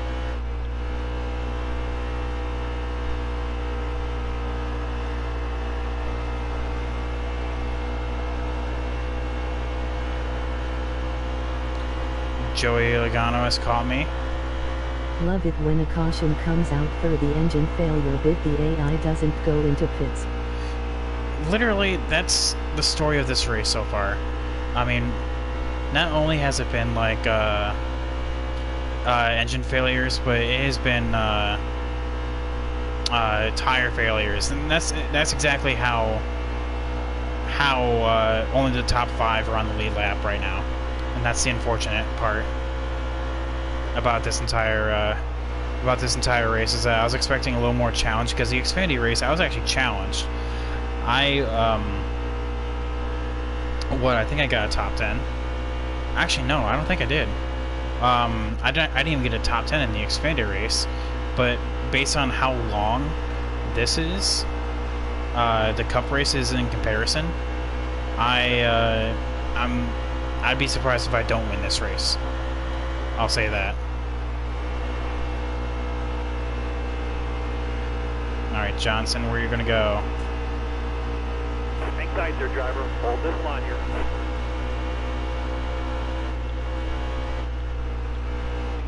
You're gonna go hold me up, that's what you're gonna do.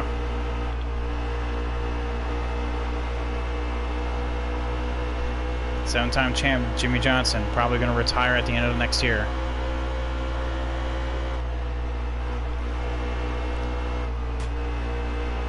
I've noticed the truck races and Xfinity races are harder than the Monster Cup races. Yeah, they really are. I think that's just comes down to how short they are in comparison. There's less room for error, because in Cup you can just go on and on and on. Like if you make a mess up like in the first third of the race, you still have like another 200 laps in order to make up for it. You're clear.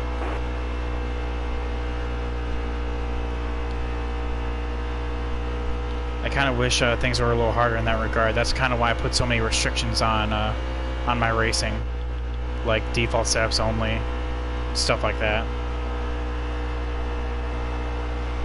Make it harder on myself.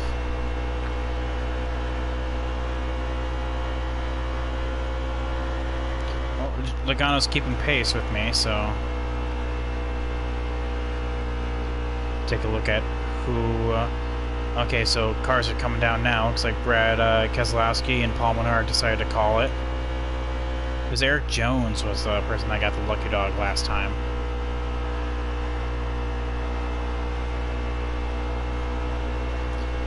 And he's not really holding a candle to me. Kyle Busch is closing ever so slightly, but he's being held up by traffic, so I understand like why he hasn't caught me yet, but he definitely is closing.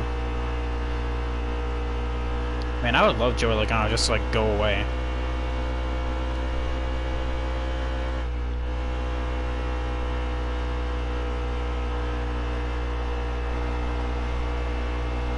It's gonna be, like, right on my ass the entire run.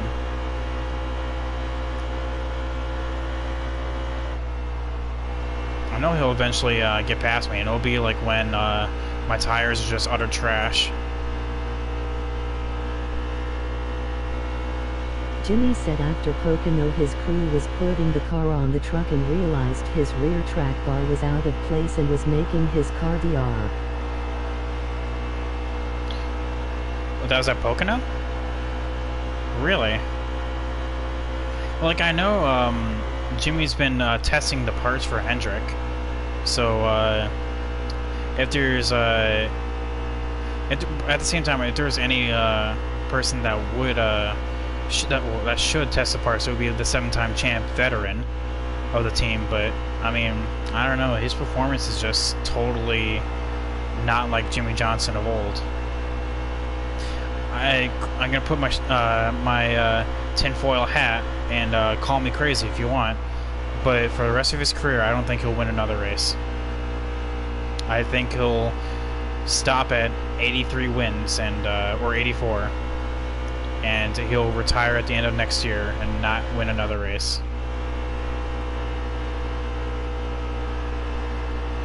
Hang tight there, driver. Hold this line here.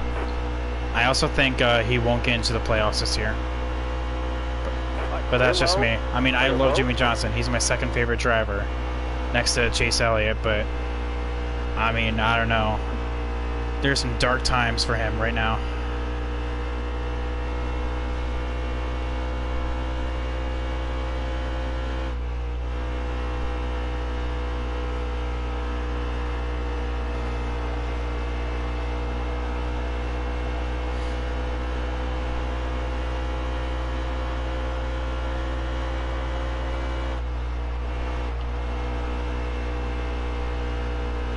I would have put Chadwick Chase. Oh, then... well, at the same time, I can understand, Alan Gustafson has been with him since he was part-time and back in, 2014, 15. So, like, that makes sense. I mean, only 3 or so years together, I mean... they're winning races, so, and they're constantly competing. Like hell, after Pocono, he's on his 5th straight top 5. So there definitely is chemistry there. But William Byron, after having an abysmal season, yet still being Rookie of the Year, I think he needed Chad's magic, and he's definitely improving. But unfortunately, it's Jimmy, since he lost Chad Canals and is with Kevin Meandering, which, for all his time in Xfinity, isn't really worth anything, if you ask me. Whoa. Still there? Kevin Harvick decided just to call it quits right there and hold everyone up.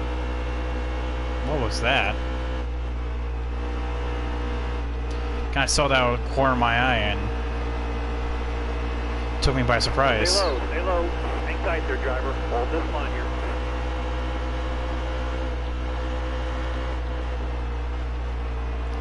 Still there. Alright, Corey LaJoie, where are you gonna go? All clear. Alright, there we go.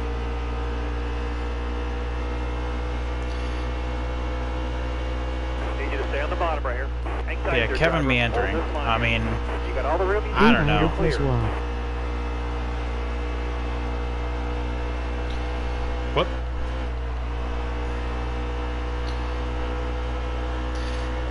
Sorry, I was me looking down at the chat as you were saying that was when I ran through the grass there, so I'll use that excuse. But yeah, Corey LaJoie, I was trying to go down and take him into 1, but I saw that he was coming down. I'm just gonna totally take no risks here and just follow him down.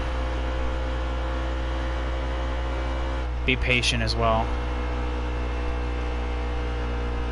So Eric Jones is on the same strategy as I am. Yeah, sorry about that. All right, now clear low. All right, well. LOL, gotta leave your mark. Yeah, exactly. So every time I go by, right there, there's my mark. Another 139 laps. Gotta look at that thing, going through the grass.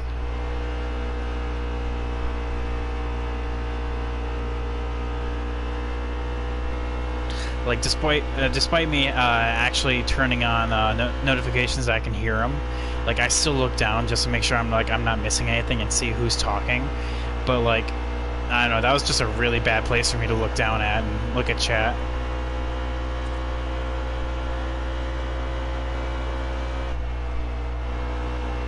All right, so once again, Joey Logano is on my bumper,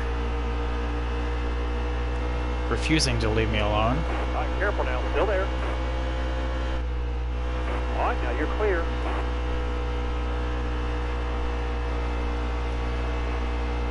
Looks like Austin Dillon broke free of the pack as well, and he's next in line after that.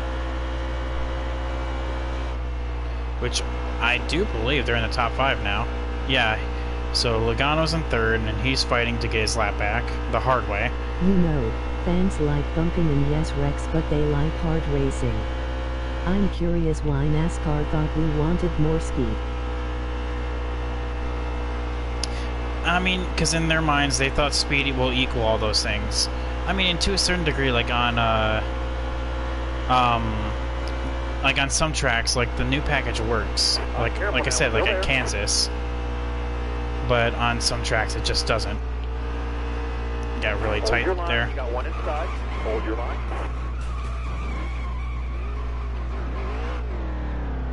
Oh, well, that sucks. Joey Logano went down below Ty Dillon as I was up top, and Ty Dillon smacked into me, and we just smacked into the wall, so... that's probably going to put cars back on the lead lap, so that's definitely something I didn't want to do, but whatever.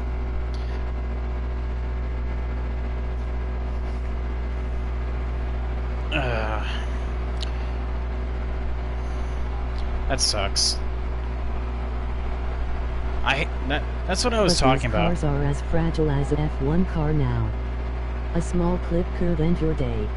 Oh yeah. I mean, honestly, I think NASCAR should look at the composite bodies that Xfinity has, because hell, Christopher Bell knocked it into the wall, and he still kept trucking. Car outside.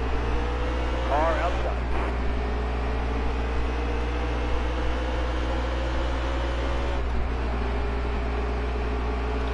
Alright, so Joey Logano actually got by me there.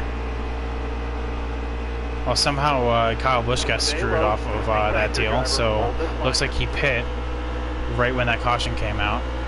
But no, yeah, that's one of the main qualms I have with the game is with this game is or at least this track, because it doesn't happen everywhere.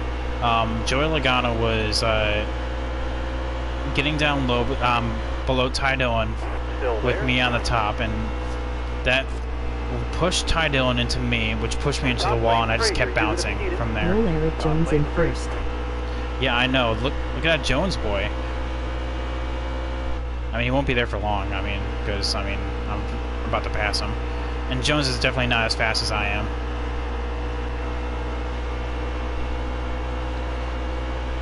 Probably get alongside him after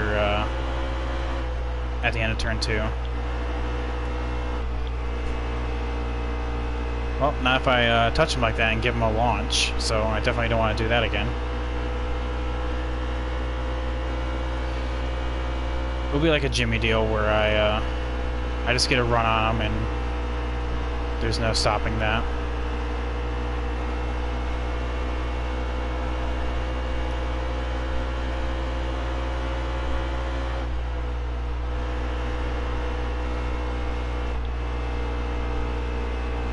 I'm better with the high side on this track. Really? Stay low.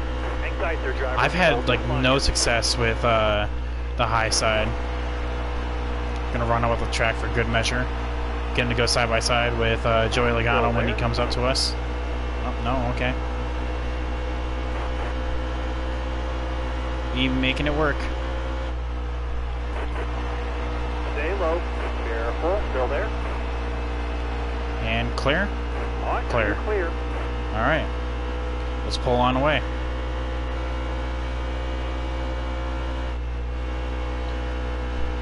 But yeah, I've had like no success on the high side. Like, I was trying it every so often, and it just, maybe it's just me mistiming it, but I just get freight trained. Eric Jones found speed. Yeah, he'll... Based on the pit strategies now, he'll probably finish in the top 5. So, in real life is what, if we were what you're talking about. Yeah, I mean, there's arguments that he's fighting for a seat, so, I mean, I guess he kind of has to find speed, right?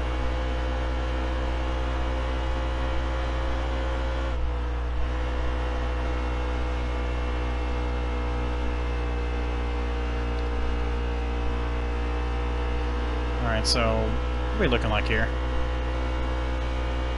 We have a weird top 5.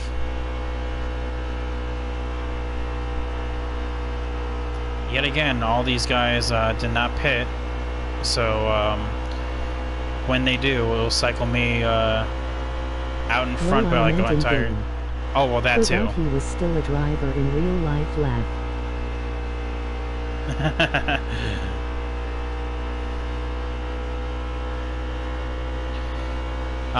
But yeah, both in game, yeah, he found some speed.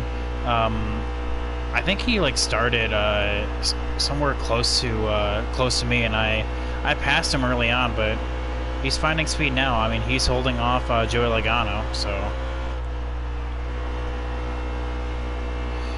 little victories, I guess, for him.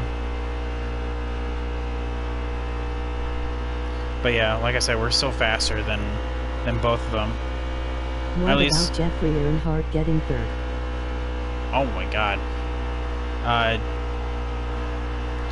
Jeffrey Earnhardt, I hope he gets a full-time ride in Xfinity. I think be in that 18 car or something like that, he'll definitely find a full-time ride there.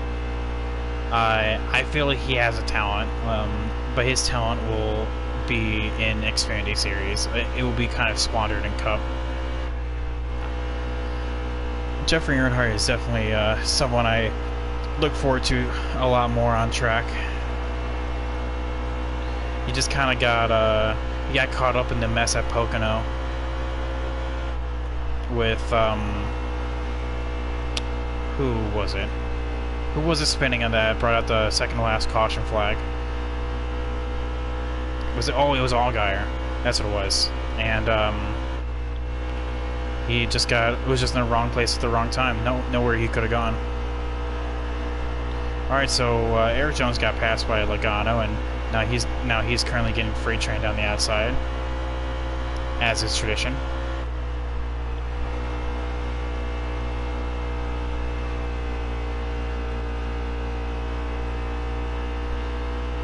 And as is tradition, it is myself and Logano.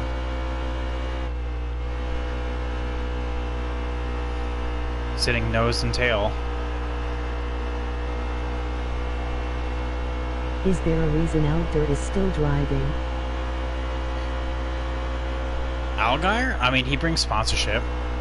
And because Dale has said, I mean, Allgaier certainly has talent. I mean, he definitely can drive, but like this season has just been a really bad one for him. Like he's being overshadowed by Tyler Reddick and all the other young guns, and he's supposed to be the veteran of the Xfinity Series, apart from Michael Annett, but I don't ever talk about him. He brings sponsorship to the table, and Junior has said before that you need to bring sponsorship in order to have a ride, so it's just like one of those things that lines up. Just seems like he has been stuck in that spot forever now. I mean, he was in Cup for a little bit, but it was always for like the worst teams, and he's finding his mojo in Xfinity Series, but he's surrounded by a lot of good young talent. I mean, like I said, so it's definitely like one of those things that he himself needs to step up.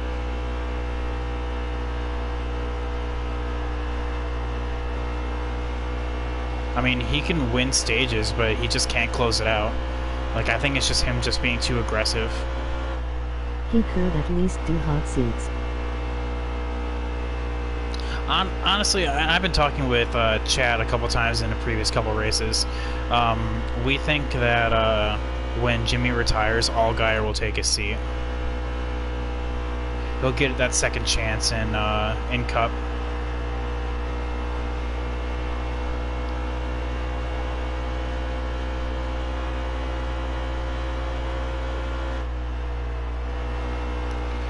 Then that means who's going to drive the 7, and it's probably going to be someone from like the K&N series, because Junior Motorsports will just turn into Michael Annett as the veteran leader, and they may pick up someone to take that spot. I mean, K&N series, Sam Mayer, I know has a couple rides for GMS in the trucks. Maybe he'll be in. He'll be part of that upbringing, because, you know, GMS and Junior Motorsports have that technical alliance where they filter through the lower... I want to see Stenhouse get a better team. I mean, I think so as well.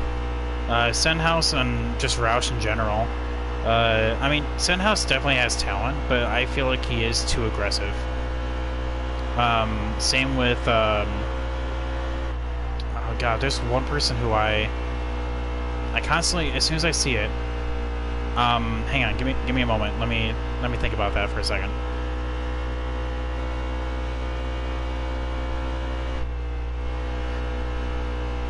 That is just far too aggressive, and takes themselves out, essentially.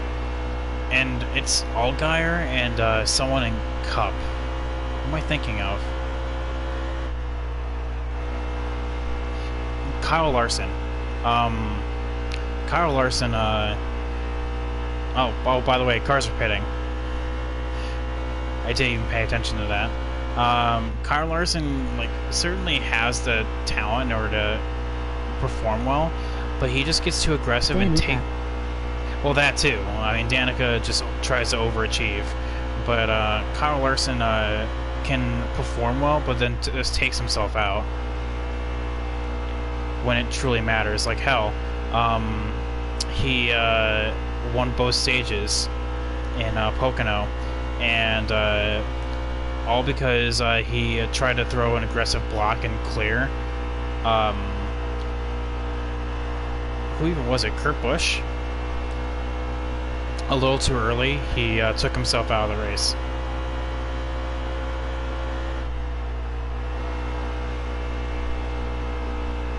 I honestly think Kyle Larson is an idiot. Yeah? I mean, he definitely has idiotic tendencies. Like I said, I mean, there's no need for him to be so aggressive 100% of the race. And to be fair, he only lucked into he lucked into the stage victories because everyone was throwing strategy. How many seasons does it take to learn the high side of Homestead will wear your tires and end your day? I mean, Careful now, still there. you have a point there. I really have no comeback for that. No defense. Clear high, bud. Oh, by the way, we lapped the entire field again. Imagine that, right?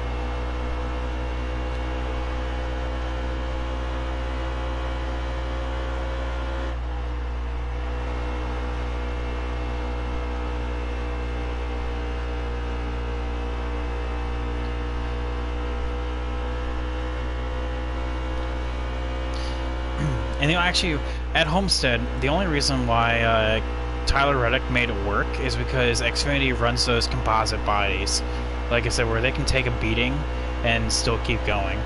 Cup Series does break down for a subtle breeze.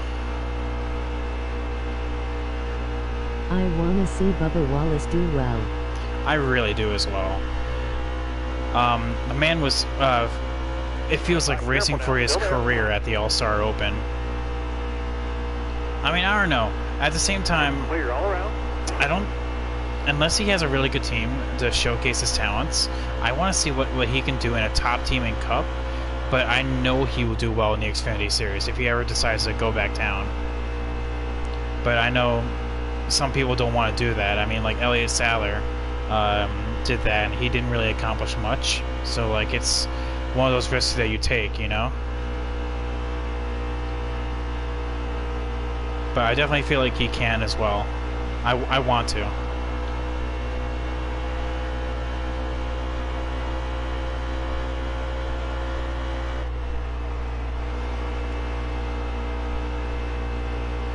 And we still have another 30 laps before we need to pit? Damn.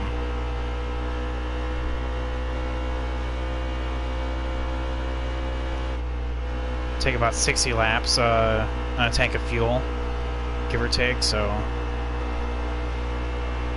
let's see here as we come by. How many laps to go? 106. We'll be just on the cusp of making it one more stop. I really liked Elliott Sadler too. So, I mean, I don't know, there's a certain nuance that I really like veteran drivers in the Xfinity Series, and just lower series itself. Like, I really like Matt Crafton in the Truck Series, and to a certain extent, Johnny Sauter. Because, like, I don't know, I just want to root for the veterans as opposed to the young guys, even though the young guys necessarily do have more talent in certain cases.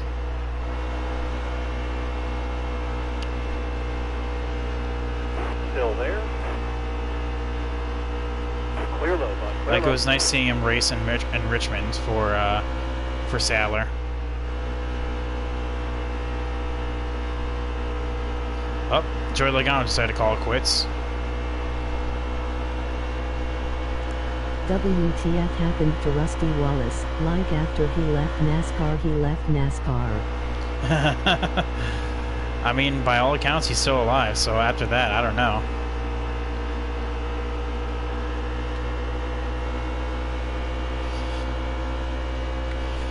It's like one of those people that just, as soon as they retire, like Carl Edwards himself, when he retired, like, you just did not hear from him. Also, who else is excited to see Greg Biffle back in a truck? I want to see if that dude can still drive. He's going to be in Texas this weekend, driving for KBM.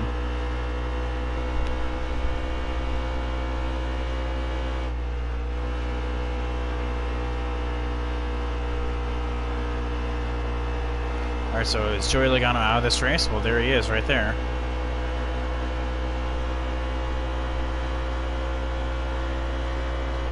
I feel like Joey Logano's out of this race now. Decided to park it along the apron on 3 and 4. I was extremely excited to see him driving again. I really am as well. It's gonna be a good race in Texas. Clear high, bud. Like, it's gonna be weird because I know they have a doubleheader with Would rather have Carl Edwards, but still. yeah, like I know they do a they're doing a doubleheader with IndyCar, but I don't know. Truck Series is actually like one of the series I look forward to. Like, whether it just be because it's Friday nights, but I think it's also just because I really enjoy the racing. Like, I feel like the races can be a little bit longer, like towards like Xfinity level, but it's like perfect. It's like Friday night racing, you know. Trying to juke Chase Elliott out, even though I know it won't happen because he's an AI. And Carl Edwards' career was amazingly short. well, yeah. Well, after 2016, when he retired, he was gone. He like just dropped off the face of the earth. That's why I was bringing that up as well. Hold your line. You got one inside. Oh, Chase doing a switchback on me. Hang tight there, driver. Hold this line here. I'm also excited for Formula One at Canada this weekend as well. We have a lot of racing on this weekend, like IndyCar and trucks are at Texas, Xfinity and Cup are at Michigan, and Formula One's in Canada. It's like he paid off his house bill and left LOL. He said, "I'm out. Peace."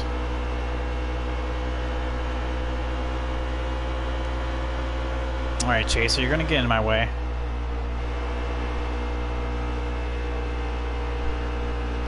Still there. Slow in, fast out.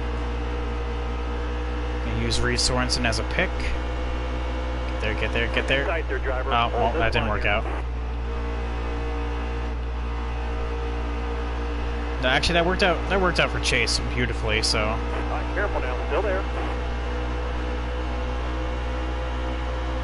oh, I guess not. All right, careful now. Still there. All right, now you're clear.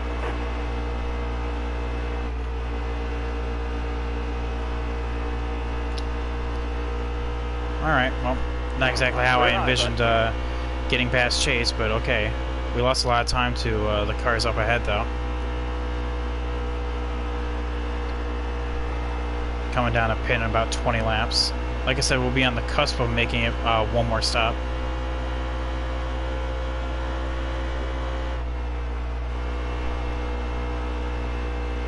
So, looks like we'll definitely have to do it in 2 more. I know it's way too soon to say, but think Chase might be the new JJ? I definitely feel like it. I mean, like I said, the dude definitely has a talent. Like, for all intents and purposes, he's the leader over at Hendrick right now, coming fresh off of 5 straight top 5s, and being one of the only 2 winners for the Chevrolet Camaro, the other being Austin Dillon. Yeah, I definitely say I definitely say he's going to be great. I don't think he'll be 7-time champion great, but he will definitely be a champion, maybe 2.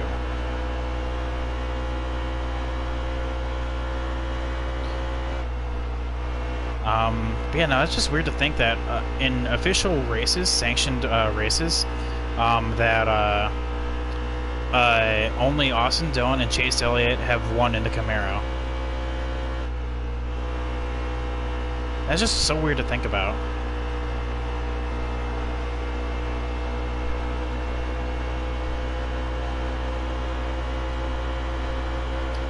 Out of the 5 wins, Chase Elliott has 4 of them. Hang tight there, driver. Hold this line here.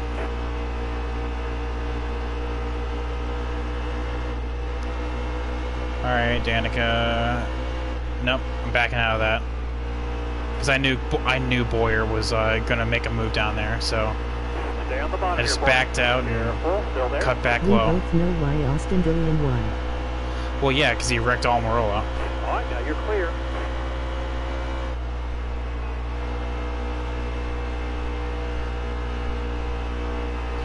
And I also feel like, I mean, this is my personal take on that. Austin Dillon really lucked into both of his wins, so. Careful, still there. Clear all around. Is that Harrison Rhodes just sideways in the pit lane? I was so pissed. I really was as well, because like think about the fairy tale story that he would that would have been, you know, coming fresh off of moving from Rich Petty Motorsports to Stuart Haas, new take on both your career and life after breaking your back, and now here we are. You're half a lap away from winning the 500, and well, someone spins you out for it. I mean, he'll still get his comeuppance in Talladega, where he wins, but still, that would have been a fairy tale ending.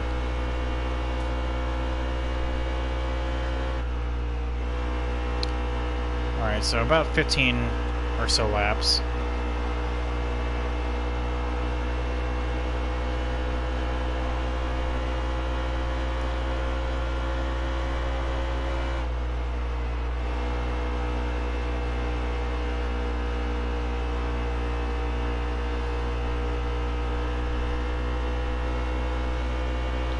Maybe we'll actually get a green flag stop in.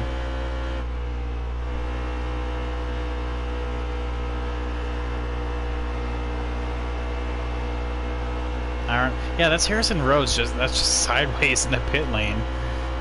Chat, I don't know if you guys saw that, but when we come around again, take a look at it.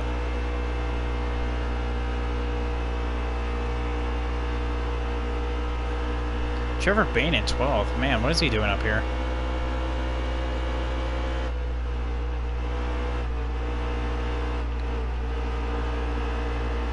I can tell your tires are getting bad. Seems harder to catch traffic. Yes. 42%. Careful, still there. What was that for Trevor Bayne? Why'd you just... Okay. Clear to your left. Clear all Run around. up the track like that. Hold the good wheel here. Don't I mean, move. we still have Stay straightaway high. Still there. speed, but... That doesn't pass All the way cars. easy. You're clear.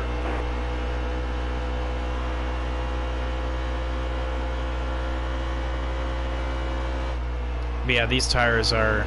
We're on that edge of part of the run where these tires are just dying. Oh, hey. 2 cars, 1 lap down, and everyone else 2 or more. That's what I like in a race. I always... in Monster Cup.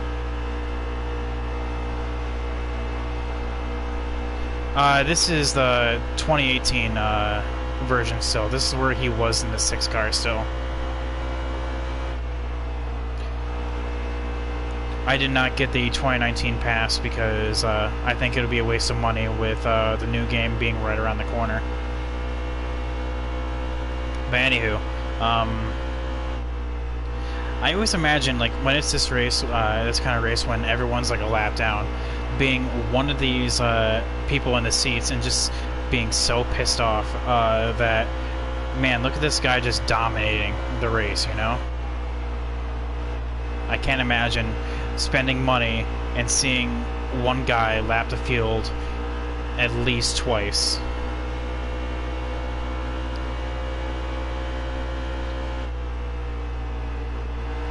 Okay, so weirdly enough, Jamie McMurray here is in the second place in points right now, and I want to say he's in the 20s. Hold your line. It's gonna be, oh, nope, I lied, he's in 9th. Inside. That's Austin Dillon for you.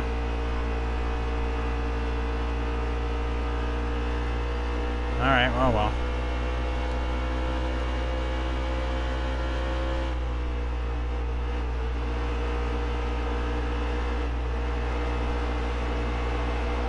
I'd be throwing debris left and right on the track Still there. lap. I know, but it's just weird to think about, because with the decisions that AI do, like it's just like a scenario that I put myself in while I'm dominating the field. Still there. That I'm just like, oh man, to be a spectator watching this live, it must be awful. Still there. Track's all yours, bud. You're clear. It made me like, it made me just be like, you know, this is why I should watch Formula One and not NASCAR.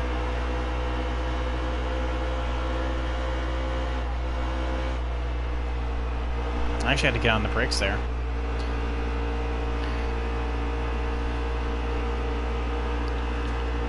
Come on, Austin. There we go. Just force himself underneath Ryan Newman. My Stay on the God. block here for me. Still there. Clear all around. That was a power move. That was a, I'm going to pass you this corner, and you're not going to have anything to do about it. Inside. Palmer's on fresh tires, so I understand that. Hang tight there, driver. Hold this line here. Where is he at? 23rd? Oof. NASCAR needs to realize that it's bad when the action you're showing is mid to back of the pack for the checkered flag. Oh yeah, the midfield battle is like actually like really cool. What's it called? Like hell, I think like Ross Chastain like finished like 25th or 26th at Pocono. That's pretty good for him. In a premium motorsports equipment too, and that's awful.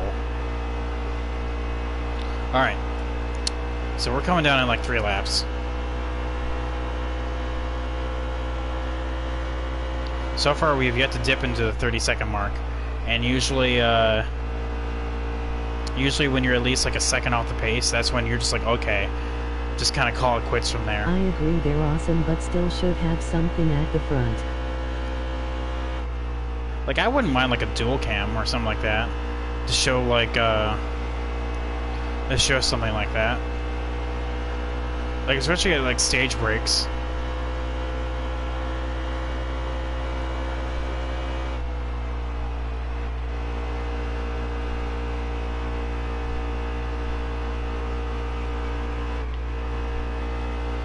Whoa. Getting tight. Like, I have this thing, like, really loosened up, too. So, like, if I didn't take a round and a half out of my wedge, I'd be, like, hit the wall tight. Alright, well, we dipped into the 30-second mark, so we gotta come on down here soon. Hold your line. You got one inside. Whoop. Hold your line. Alright, there you go, boys. Front door's open. Make yourselves at home. Alright, we're coming down now. Remember back in the day when you saw everyone's pit stops instead of commercials? We need you to slow down, please. Oh yeah, those are the days. Alright, so yeah, look at this. Harrison Rhodes. Sideways. Wait, who was that? Who was that as well? There's 2 cars that were just side by side right there.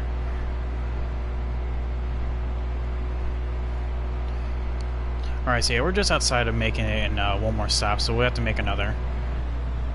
Looks like Stenhouse is out of this race for some reason.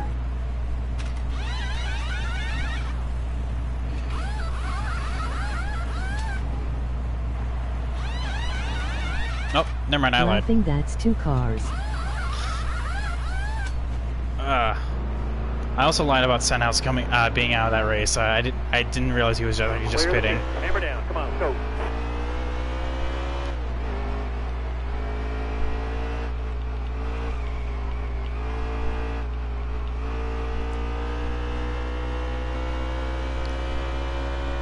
All right, so we're still in the lead. No surprise there.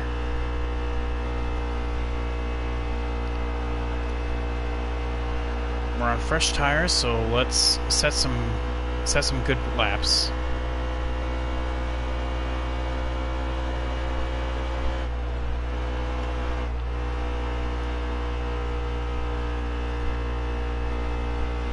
Really, in high tire, where you can really feel it on the exit of 2.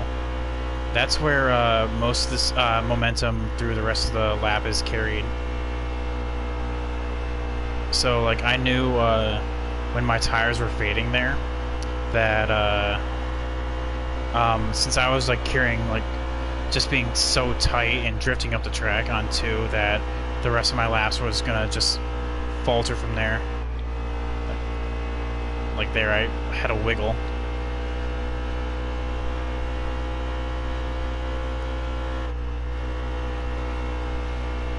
Alright, so not sure how many cars are actually just on the lead lap itself.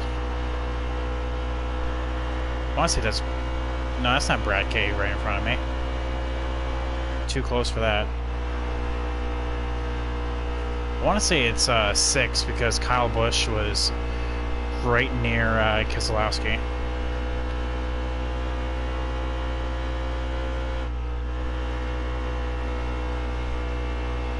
Oh, is this David Gilliland? Man. I feel like I lapped David Gilliland like 10 times today.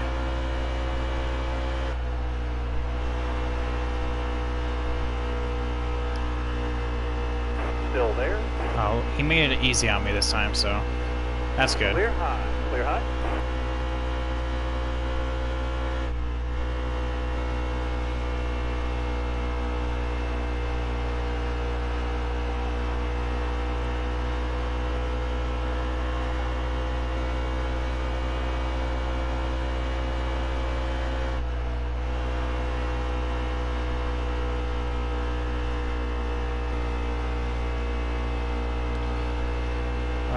So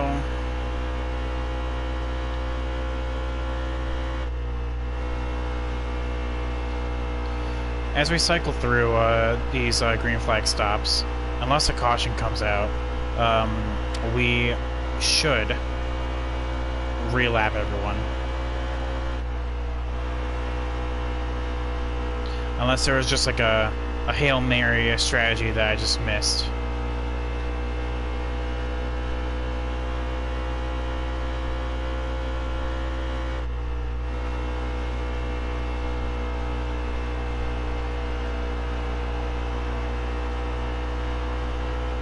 Whoa. Car just kicked to the left there. Like, that was no input from me. Well, gotta leave my imprint even more on that, that little kink.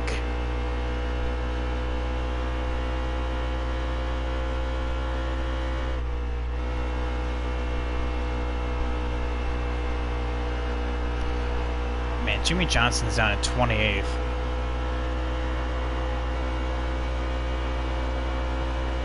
What the hell, man?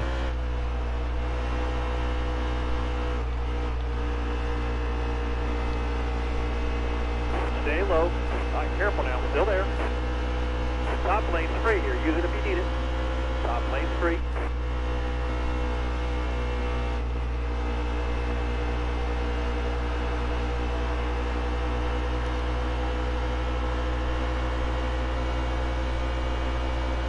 Stay low. Stay low. Still there. Car there is on the outside. Outside. Top lane's free here. Use it if you need it. Top lane straight. Beautiful execution there.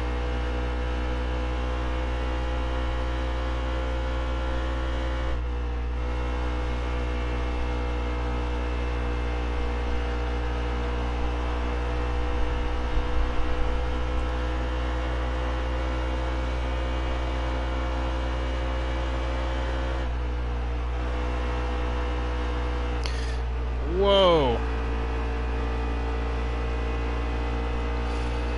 Austin Dillon, what are you doing? Caution's out. Oh, there's that caution. Alright, chat. Do I pit now and just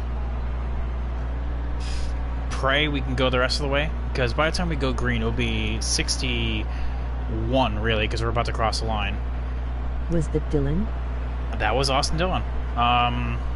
I think we do pit, because I think we can do 61 laps on fuel.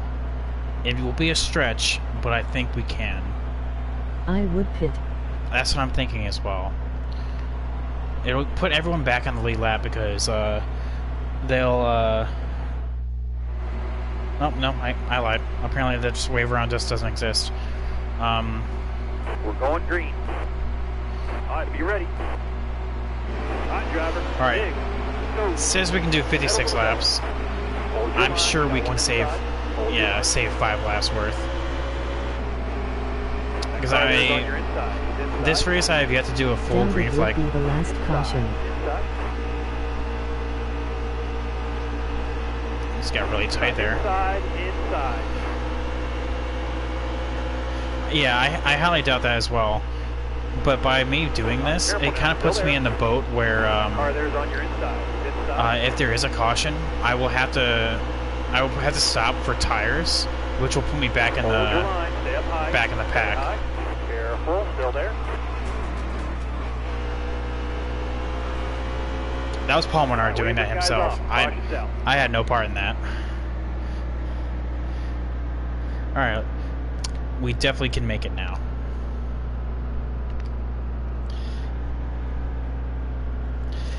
That was one of those times where the AI were coming down, forcing it 3 wide while I'm on the outside, and the car in the middle smacks up into me. Which sucks. Because that should not have been a caution. But yeah, we definitely can make it now, so... Alright, back to square one, I guess. Restart it, start from 5th.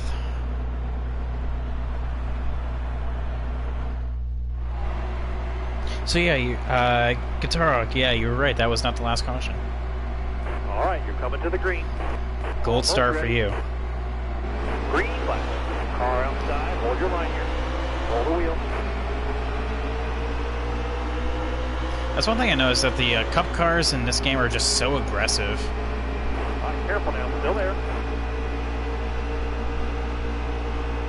See, when you can start on the inside, like, everything's fine. Still Because there. you can kind of peel away and stay away from them. Clear all around. LOL, I think there's gonna be one more. Okay. I mean, you're still probably right, but I'm just saying, I can go the rest of the way on fuel, but can I go the rest of the way on tires if there's another caution? Probably not, so that puts me in a little spot of trouble. So, it's in one of those rare occasions where I'm hoping there's not another caution. Hang tight there, driver. Hold this line here. Top lane straight here. Use it if you need it. Top lane straight. Oh, by the way, these guys stayed out, so I know they'll be coming down, so, like, maybe it just won't matter.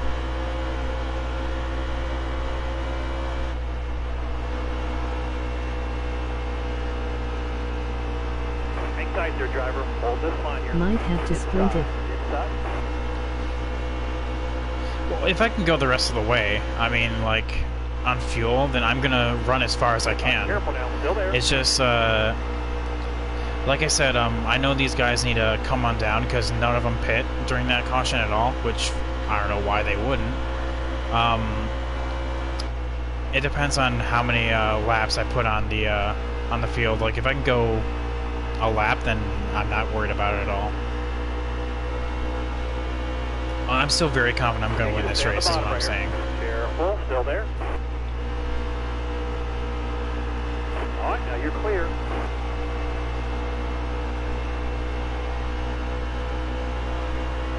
Some aggressive blocking by me.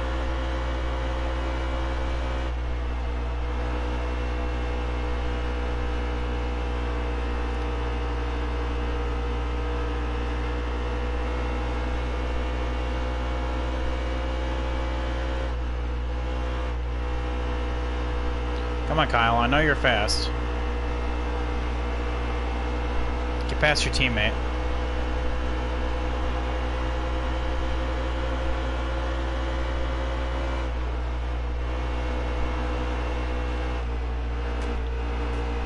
There you go. Give a little bumper of encouragement.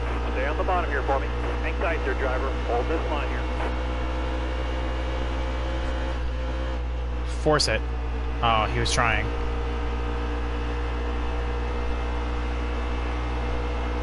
Gotta keep my eye on Keselowski back here. Make sure he doesn't make a move.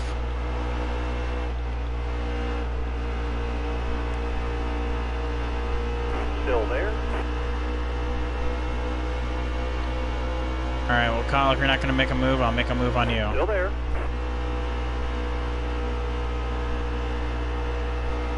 All right, clear high, bud.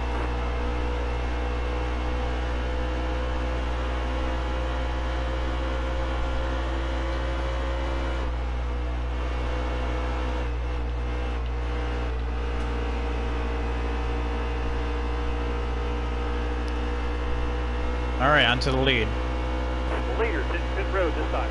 Oh, well, never mind. They're coming down pit road, so I'm going to get the lead regardless.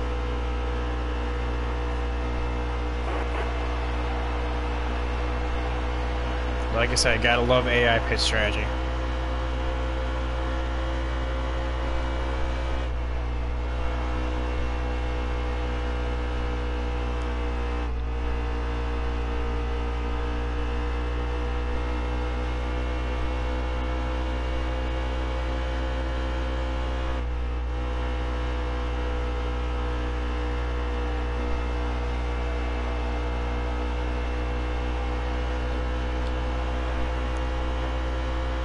So that only leaves myself, Kyle, and Brad on the lead lap.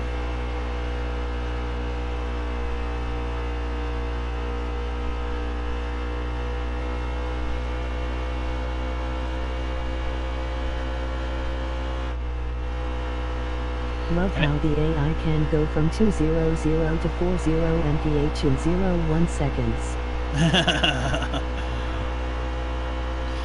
You're right.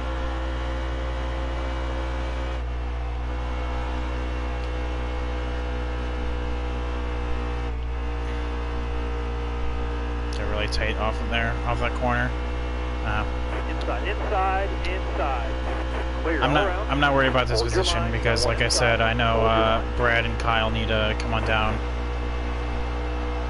one more Still there. time, so I know I'll just get it back eventually. Kyle smells blood in the water. He's making a move. Still there. Keselowski has won this season. He won at Auto Club. So he's looking to go two in the past 6 races. Oh, Harrison Rhodes and someone else is sideways again. Good for them. Caution's out. Wave Oh, them there's off. that caution. Alright, so just to give him the freshest amount of tires, Hello. Thanks, car. I stop and get 4 fresh tires just to keep it going for the rest of the night. Well, there's your caution, guitar. Pit.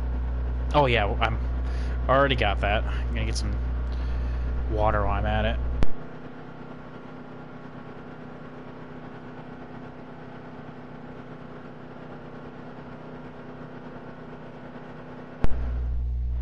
Alright, so Oh, and now apparently the way 9-5 is Khan. Starter has the green flag in his hand. Be ready. is Kane. Did I say Green flag. De Benedetto? Because I know that's what he is in real life. All right, so we have a straight up brawl to the finish. I want to say I have led the most laps, so I don't want to lose the race after having that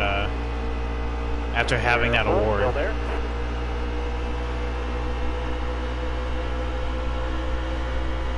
Kyle just gets a huge run on the outside. Car.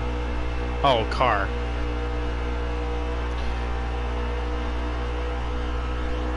Yeah, it's weird, like knowing the numbers in real life comparing to what they are in the 2019 season.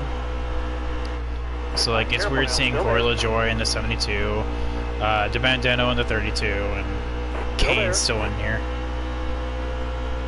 Same with Jay McMurray. So it's going to be a race to the finish now, so as long as we don't let Keselowski get away, we should be able to win this race.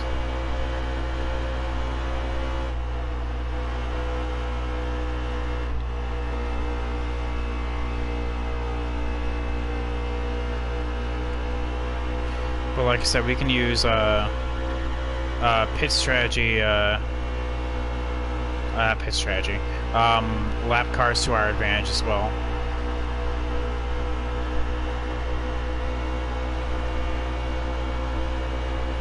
Block Kyle, I know he was looking down low.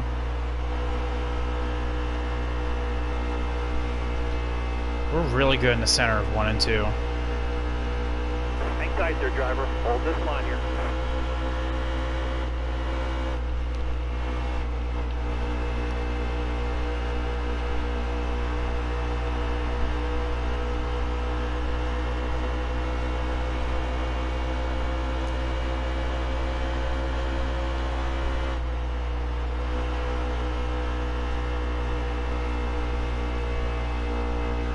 Not so much there, but yeah. Wow. Us three have just... Yeah, we're gone. We checked out. Stay low, stay low. Leaving the bottom open. Hold this line here. Can I capitalize? Side draft? Yes. Hang tight there, driver. Hold this line here.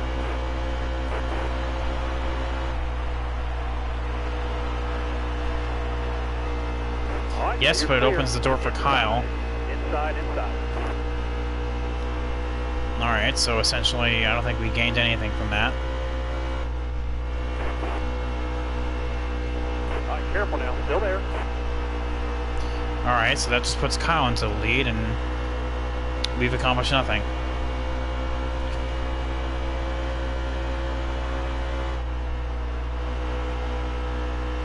Yeah, this is a 3-horse race now. One of us 3 is going to win.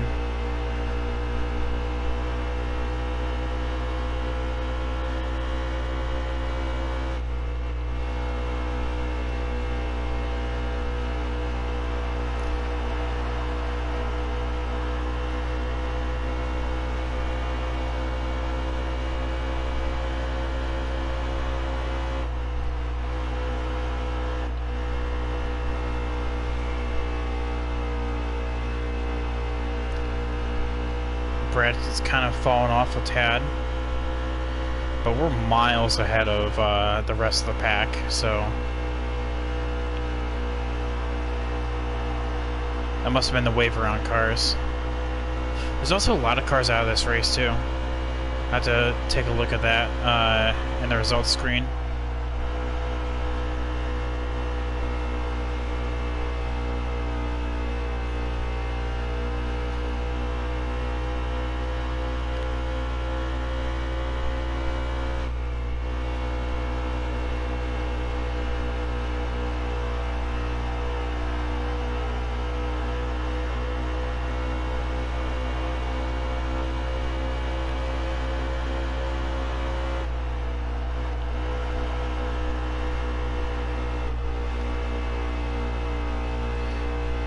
Car feels really floaty when I'm in the draft. Like, it wants to drift up the track, but at the same time wants to spin out loose. When I'm by myself, it's fine.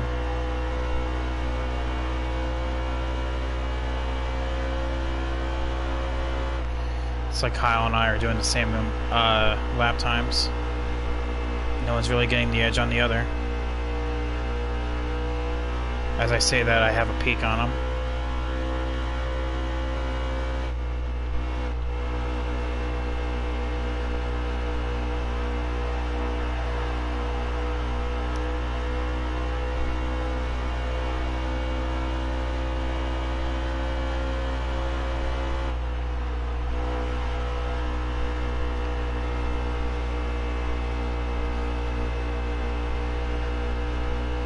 I don't know, I feel like this is going to be a tense one.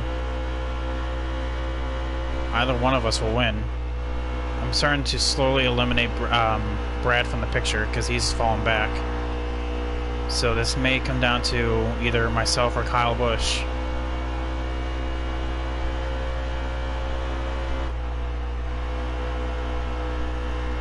Slow in, fast out. Nope, not really doing anything there.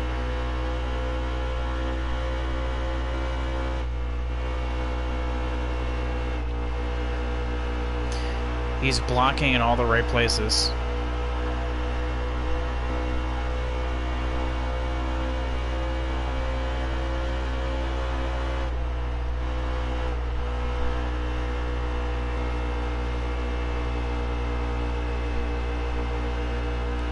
Because I can only get to his bumper and not alongside. Because if I can get alongside, I feel like I can get past by a side draft.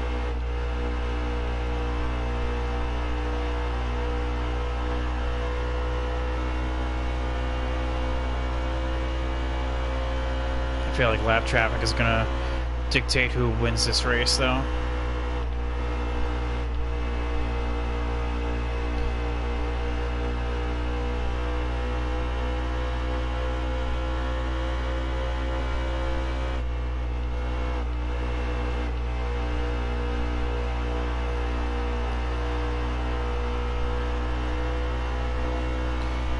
It's like 3 and 4. I get to his bumper, but in order to avoid like running to the rear and potential damage to my car, I'm forced to let off.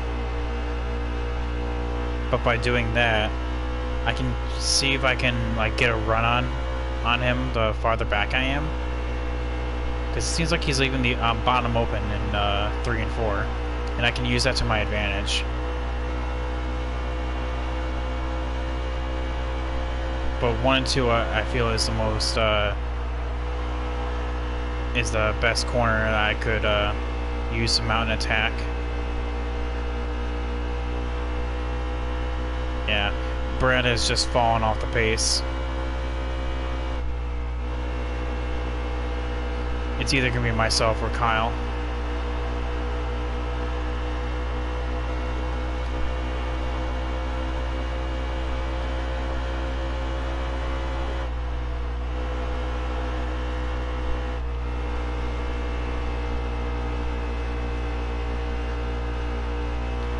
Tight through that section.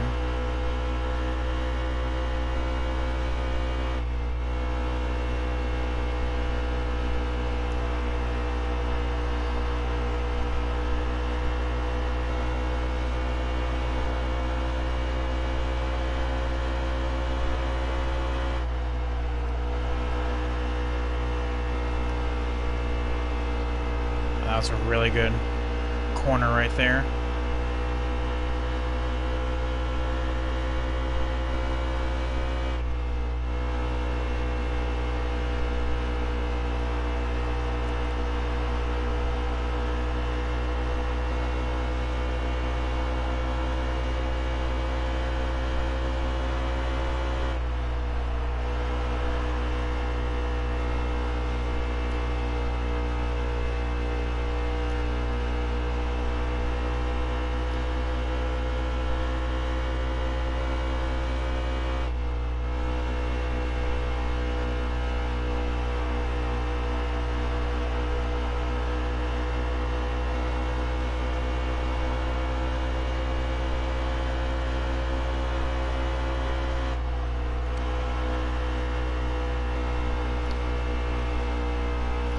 As much as I'm trying out new lines, looks like he's doing the same. He altered his line in 1 and 2.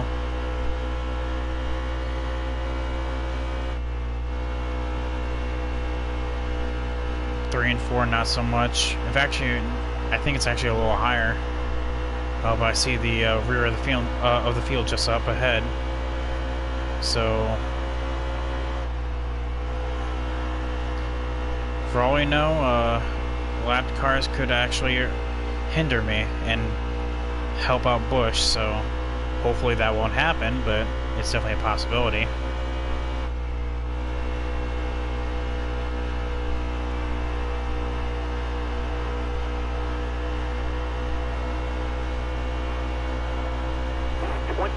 To go. 20.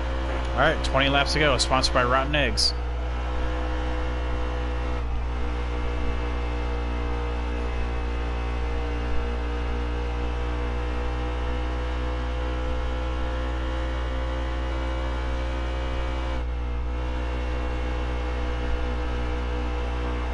I'm painting that white line. It's the fastest lane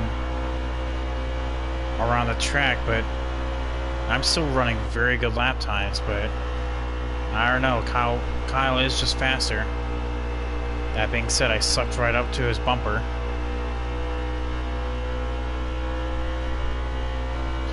What?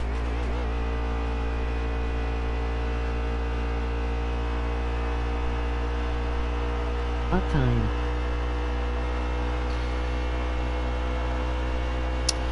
Well, I can just tell you right now, it's 2 hours and 45 minutes. Wild. To answer your question.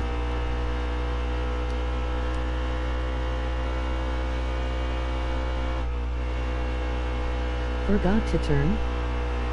Yeah, well, I was checking my volume settings, and because how I'm yeah. To answer your question, yes, I forgot to turn. We'll get back up to him, though. I know it. If not, I have no one else to blame but me. See?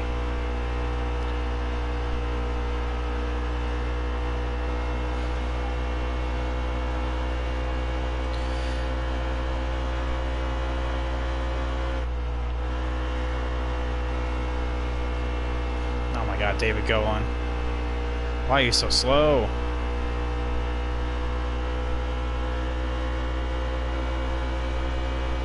Careful, still there. All right, now you're clear.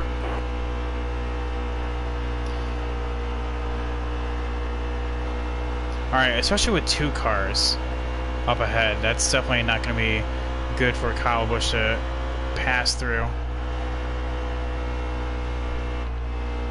I don't know, Kyle Busch being Kyle Busch, you'll probably find a way through. No problem.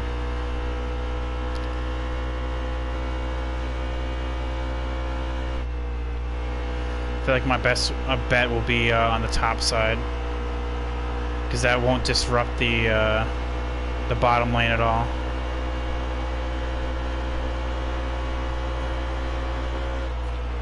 Whoa, no, actually I had to get on the brakes there just to avoid that. Still there. Well, is this my chance? Outside, outside. Clear all around. All clear. Alright, let's just park the bus for the next 13 laps.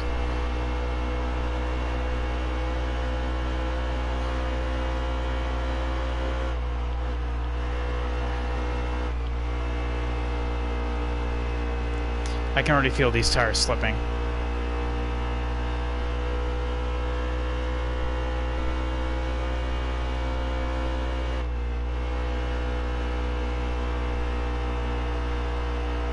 I don't know what why Kyle is running the high line, but it's also allowing me to gap him.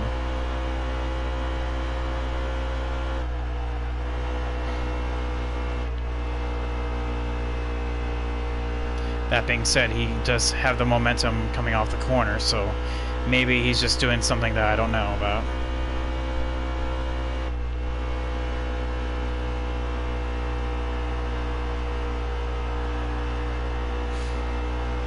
I know he's definitely gonna mount a charge on me. At least one more time.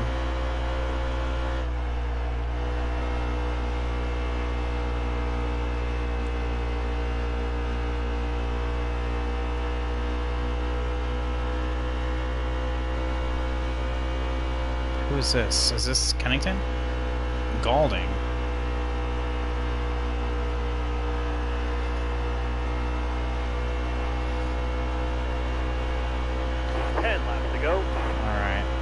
Galding, you're gonna make this easy on me? Nope. Hang tight there, driver. Hold this line here.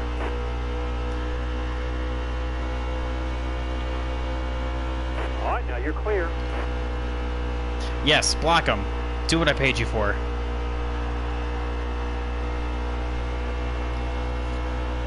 That's why you make the big bucks, Greg Galding.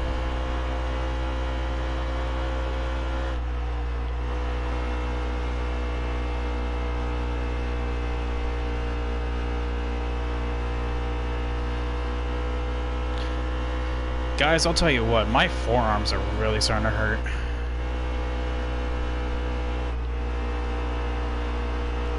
Three hours of this. Still there. But 8 to go. Alright, you're clear. Barring something extreme happening. Knock on wood.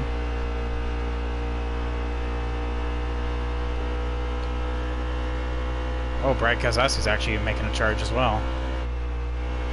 He smells blood in the water.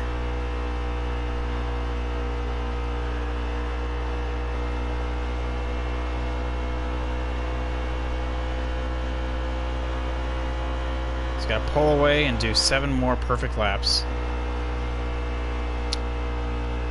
I should have, how could I forget, like, the top key to this race is always remember to turn. I was nervous there for a second. I was checking my mic, and I just did not turn left. Now, you'd sort of think after doing that 660 times, you would remember.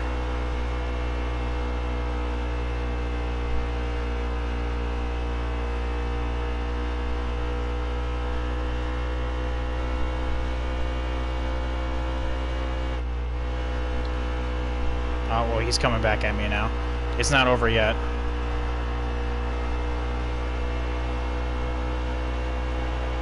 I gotta get 5 to go. You got this. Gotta get a car between me and him. And Danica's looking pretty good for that right now. Alright, Danica, make this easy on me. Careful, still there. Clear all around. You just did it for a dramatic effect. Sure, yeah, let's go with that.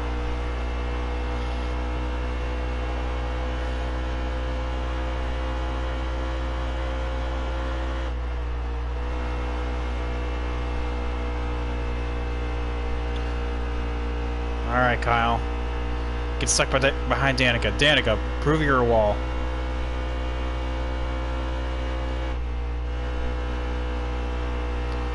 We're on the high side. Bold. Very bold. Up. Couldn't do anything about it. Brad Keselowski's making his way up here as well.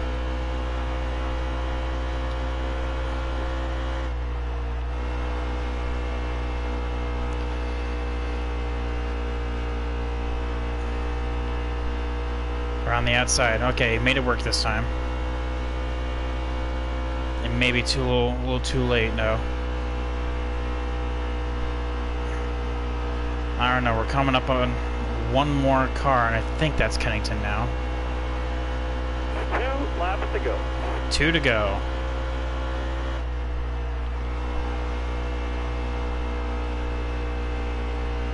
Oh, it's Ty Dillon, okay.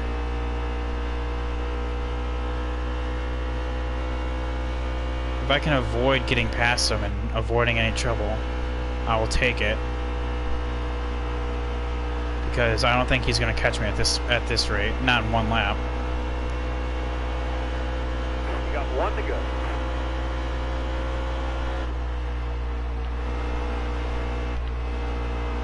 White flag, white flag.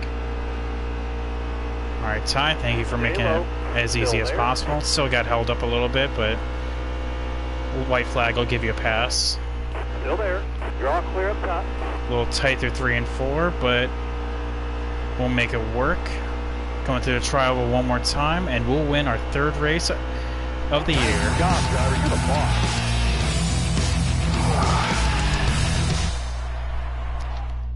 Oh, that felt good.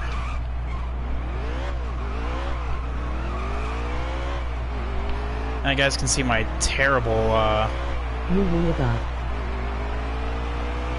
Well, Trey Too Nasty, thank you for those kind words, but I certainly am not.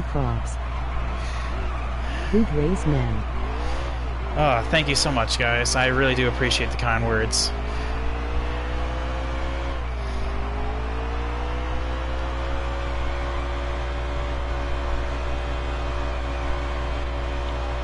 I'm gonna blow this motor out.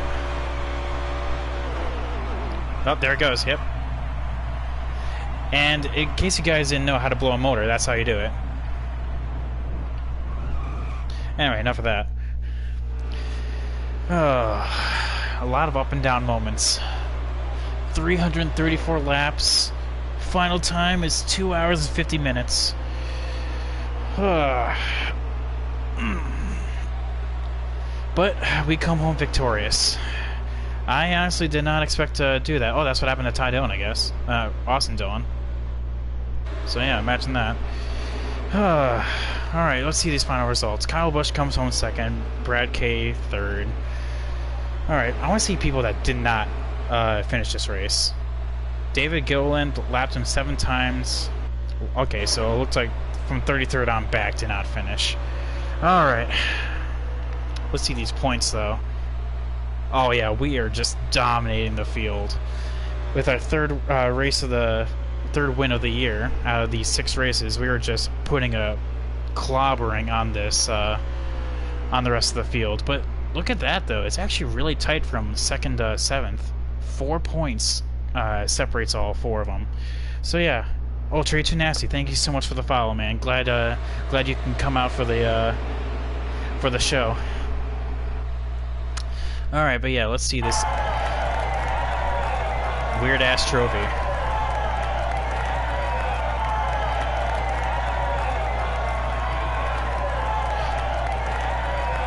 And Wild, thank you so much for the follow, man.